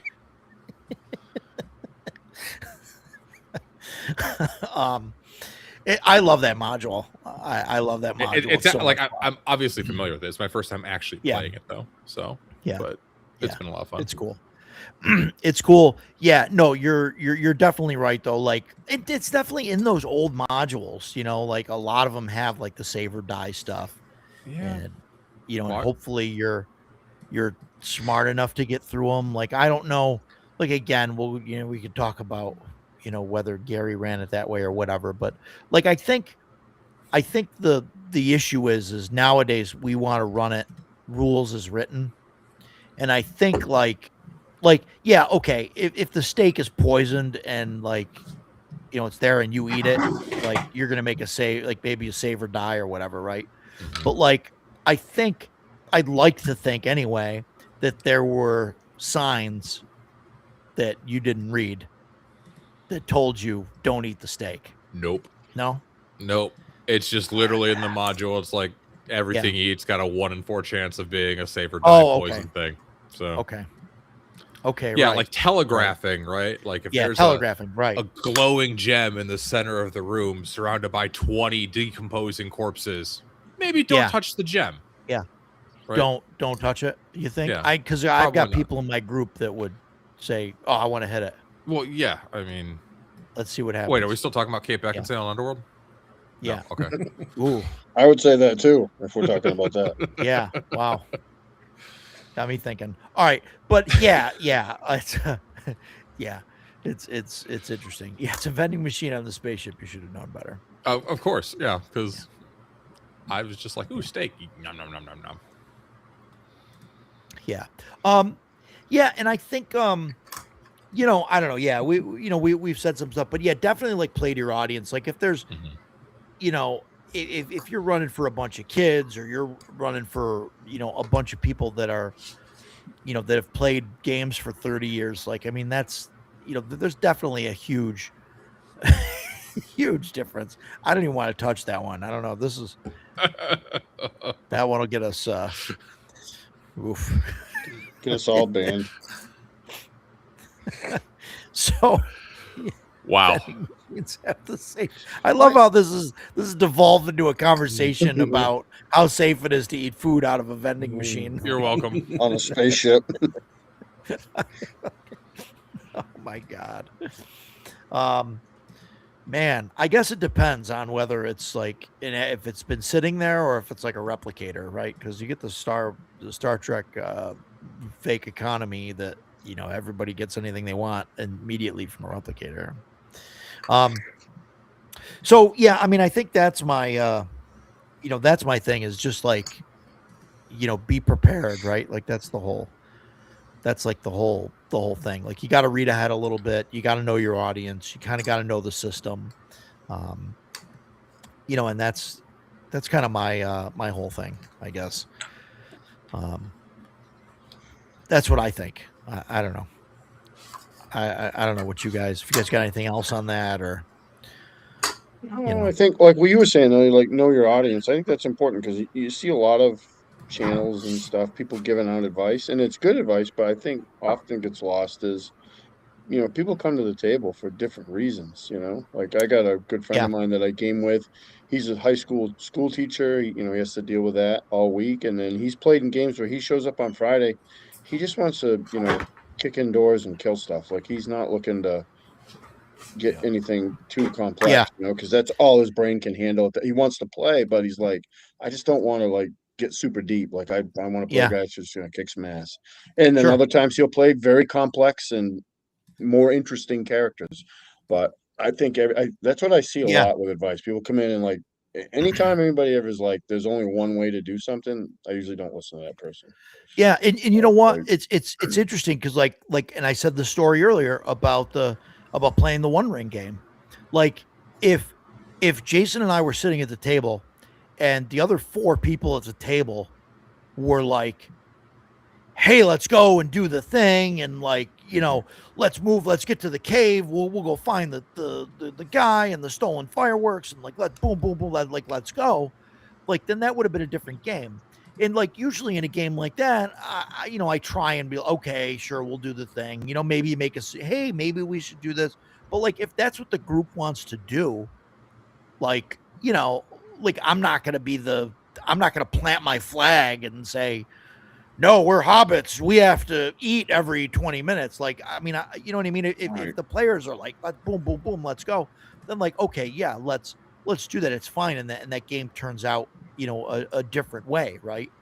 But like everybody at the table was like, hey, we're hobbits, we're content to sit here and, Yeah. and do this. And the GM at that point, I think should have been the one to say, like, to pivot the game that has to and happen. say, oh, okay. I mean, Yeah. that's a And huge ability for a good game master. A good game master will have that ability. Yeah. to, Because like, it was like, read dude, the we room missed and pivot lunch. to what needs to be done. Like we That's missed great. lunch, and I was like, we got to find food. And like he would get frustrated, but the rest of the group was like, yeah, yeah. And he's like, okay, you find some food, you put it in your pocket for later. And the other group, the rest of the group is like, what did we get? Did we find those little sausages? Specifics. I love those little sausages. Mushrooms. Oh man. And then like somebody says that, and like another guy is like, oh, are they the sweet ones or the hot ones? I really like the sweet ones. And it's like we got into this conversation, and the GM is like, yeah, you got whatever you want. Sure, you are, okay. And you guys are going up the hill to it's the bad, place. And Jim. I'm like, whoa. We can't walk. We just ate. It's like swimming. Oh man. You can't swim right after you eat. Hey, Roger, it looks like the AMS is working. Oh, cool. It's awesome. Nice. Yeah, good. Nice. And then we get to the end, and like there's a hobbit that's like trying to blow up a wall in a mine with Yeah, he like was trying to expedite his M80s mining. and fireworks.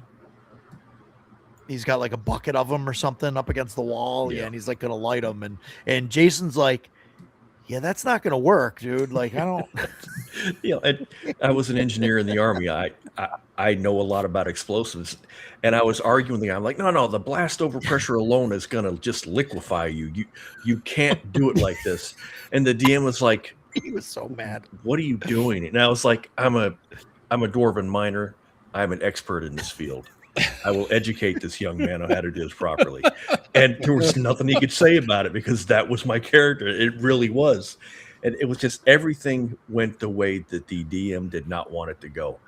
But everybody at the table, aside from the DM, was laughing their asses off. We Yeah. had such a good time eating lunch and trying to talk this guy into not blowing himself up.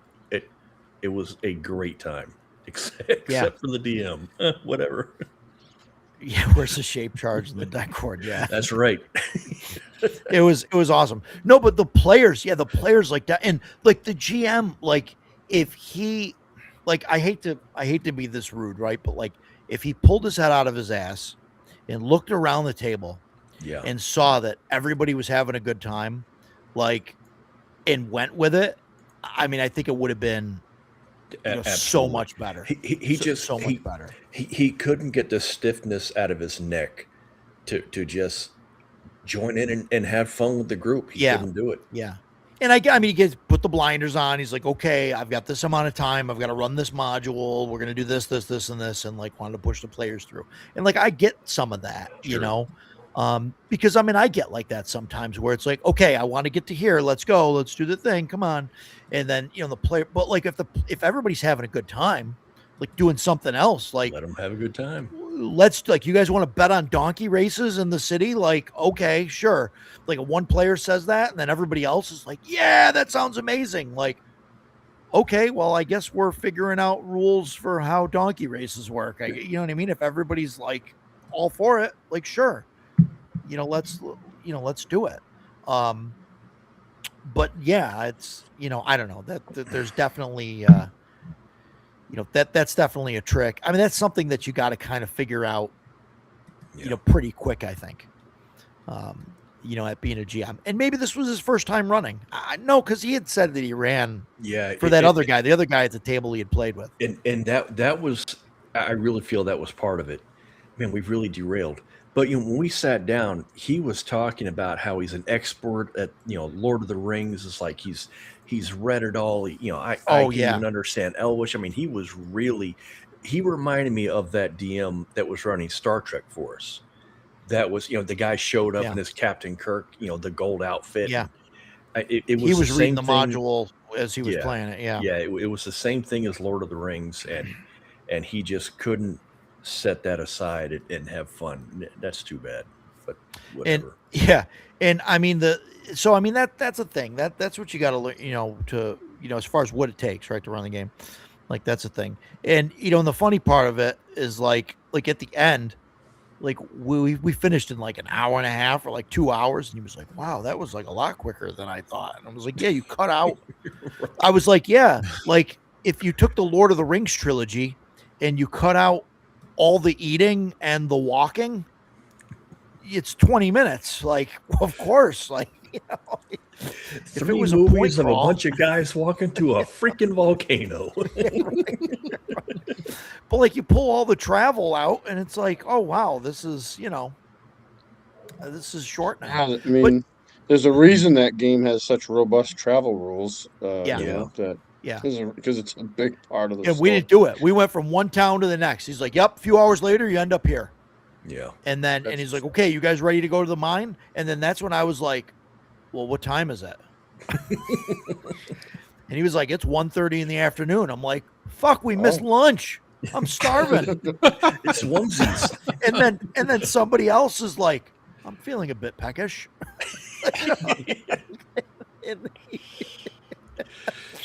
Oh man, that was great. I got to try and run that game. I got to try and run it. I'd be happy to play it. I do. I got to try it. Makes me want to pull my book off the shelf.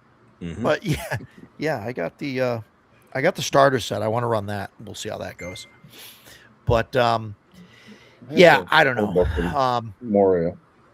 But that's you know, I don't know what it takes to run the game. I don't know. I don't think I got anything else. I don't know. I mean, other than, you know, just go where the group goes, you know. Mm-hmm. But and don't stall. set a timer for yourself. You know, I don't know how you get there, right? Because I don't know how I got there. I guess I got there just from, you know, being nervous when you got 5 people staring at you, waiting. You know, you just learn to, like, you know, deal with it or come up with something, and just I to know keep, how I keep got there. everything moving. Ton of experience. Yeah, I got there from my Yeah. job because I'm in consulting, and when they're paying you to be the smartest guy in the room, if someone asks you something, you have to have a real good reason why you don't know, real fast. Yeah, yeah, Yeah. yeah. No, I mean that does it, right? It, Like it that's translates part of immediately it. to gaming.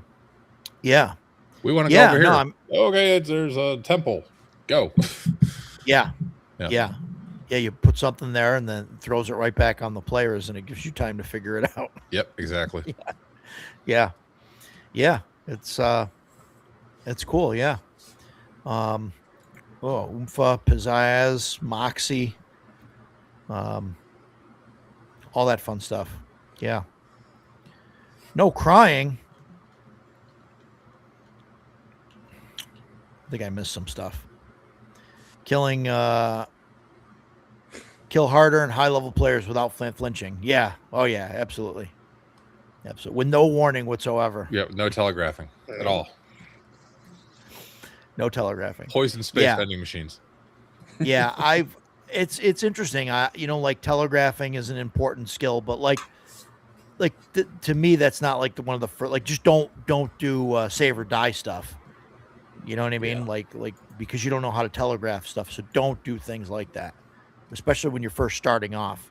Like, don't put like a horde of Yeah. monsters that the players can't beat somewhere. You know, if you don't know how to telegraph that, you know, I think that's important. I don't know, but that's what I think. What do you guys think? You guys got anything else on that, or I got nothing. Set. what it takes to run the game? Looks like we're running out of daylight for Decado over here. Yeah. I got Oh, one last thing. When your players come up with an idea that's better than what you had, roll with it. Roll with it. Yep, Absolutely. go with it. Absolutely. Yeah. Yeah. 100%. Don't 100%. be beholden to a module or an adventure or whatever pre-written story you had. Just if it sounds awesome, just be like, yes, that is it. Let's go. Yeah. Yeah. I just did a video that kind of talked about that, and my thing is, as I've explained to, other game masters that are learning how to game master, it's like, just don't be married to your ideas, because like Yep. Dan said, your players, my players, sometimes it's funny because they'll start talking about stuff, and then one of them will catch on that they're talking in front of me. Because they'll talk about like Yes. different, and That's they're like, awesome. "Hey, would you shut up?" Because he's remembering everything we say, and he's probably writing it down, and they're 100% correct. The guys Because from I'm Monday like, I will use that later. are in Erudite's Discord. They're like, we shouldn't talk about this. Dan's here, and I just sent the Grinch gif, and then they started talking anyway. Dummies. Yeah. Yeah. Yeah, I was running for kids once at a library for something. I got involved with some guy. I was running. I think it was Kids on Bikes. I was running, and the kids, like, they ended up in this cave, and there was like a bunch of stalactites and stalagmites in there, and I kind of like drew it out like on the whiteboard, but so it kind of looked like a giant like mouth, with like teeth. And so they like were in this cave, and they were like they're like, oh, it looks like a huge mouth. Like we've got to, like, they might try and close on us or something. And so like I had it start closing down on them and all that stuff. And they were like, kid that said it was like, what? Oh my God. Like, he was so like excited because he was like, right. But also that it was happening and stuff. So, and that like wasn't even in my plan, but he was like, yeah, this is like a thing. I was like, yep. Okay. That's real now. Teach you to come up with ideas. But You think out loud. Good times. No, it's fun. It's cool. It's good stuff. Yeah, it's great. Yeah. Rooster says he's maybe guilty of giving you some devastating ideas. Yep. Yeah, it happens. Edgelord, I know that you were saying hi to Mark, but I can only hear the guy's voice from the movie The Room. Oh, hi, Mark. And I'm assuming that's why you said that. I'm just going to make that assumption and be happy about it. Could be. So, yeah. So good times. I think that was a good chat. Got a lot of stuff out there, as usual. 3 hours, right on topic. Did good You today. know, just focused discussion. I know, Dan. Usually you're listening to us, so it'll be different on the replay. When you listen to it, you'll be like, "Holy shit, these guys are all over the place." I was insane. So, You know what? no, it's a good time. If the one off-topic conversation is about Kate Beckinsale and Underworld, I'm there for that. So Yeah. Okay. Yeah. How wrong can you be? with a Yeah, exactly. conversation like that? So yeah, good times. So yeah, that was fun. So yeah. Other than that, CNY guys is coming up. So if you're going, we'll see you there. We'll see how it goes. Should be fantastic. Here's Vic's game. That you don't play correctly. Good show, even though Roger doesn't play my game correctly. Vic, I am playing it rules as written by you. All right. So I'm writing it. I'm playing it how you wrote it. So no, it's a good time, Vic. As always, it's great to see you in the chat. We'll get you on again sometime soon. Yeah. Thanks for joining us. Talking about stuff, and whatever we'll figure out something to talk about. I'm sure, and get you on again. Absolutely, we'd love to have you. So, yeah, read the ancestry rule again. Oh God, you guys, really? Does it say in there not to give two rolls to a human? Out. Oh my God. In his limited edition first printing with the border, no less. That's right. This is the correct version. Generally, all blacklight agents are assumed to be human, so this supplement does not require the selection of an ancestry when making your character. Just a class will suffice. However, some GMs may allow for non-human agents, perhaps recruited from strange but friendly civilizations encountered during the organization's many interdimensional missions. In this case, ancestry is used as normal, choosing any that the GM deems to be available. I don't know. That's a little vague and doesn't exactly say. It doesn't that just say because don't they don't do it. choose the human ancestry means that they don't get the extra rolls. But I I would don't Roger know. on this one. We have the author of the book with us, though. But Yeah, and like I'll I said tell him he's earlier- wrong. I've told him he's wrong on stream before. So, like I said earlier, if you're going to give me another bonus, I will gladly take it. Yeah.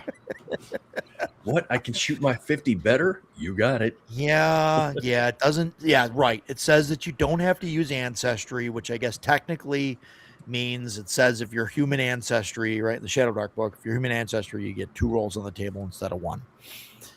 Yeah. No, I get what you're saying, Vic, but I disagree, but whatever. I'm going to give it to him because I'm a friendly DM and I like to give my players bonuses. Thanks, buddy. How's that sound? So Jason knows I'm full of shit. But my nose is going to hit my microphone soon. All right. So guys, thanks everybody for coming. Dan, it was good to have you on. Thanks for joining us. We'll get you on again. I know you normally run on Tuesdays. You got a bunch of stuff going on, jumping around between several channels. Do you got a YouTube channel, right? It's Dan the Final Arbiter. Mm-hmm. One day I'll make a video. Yeah, It's just all live streams. Yeah, on other people's streams. Well, technically, Pretty one's much, or- mine in that I'm DMing.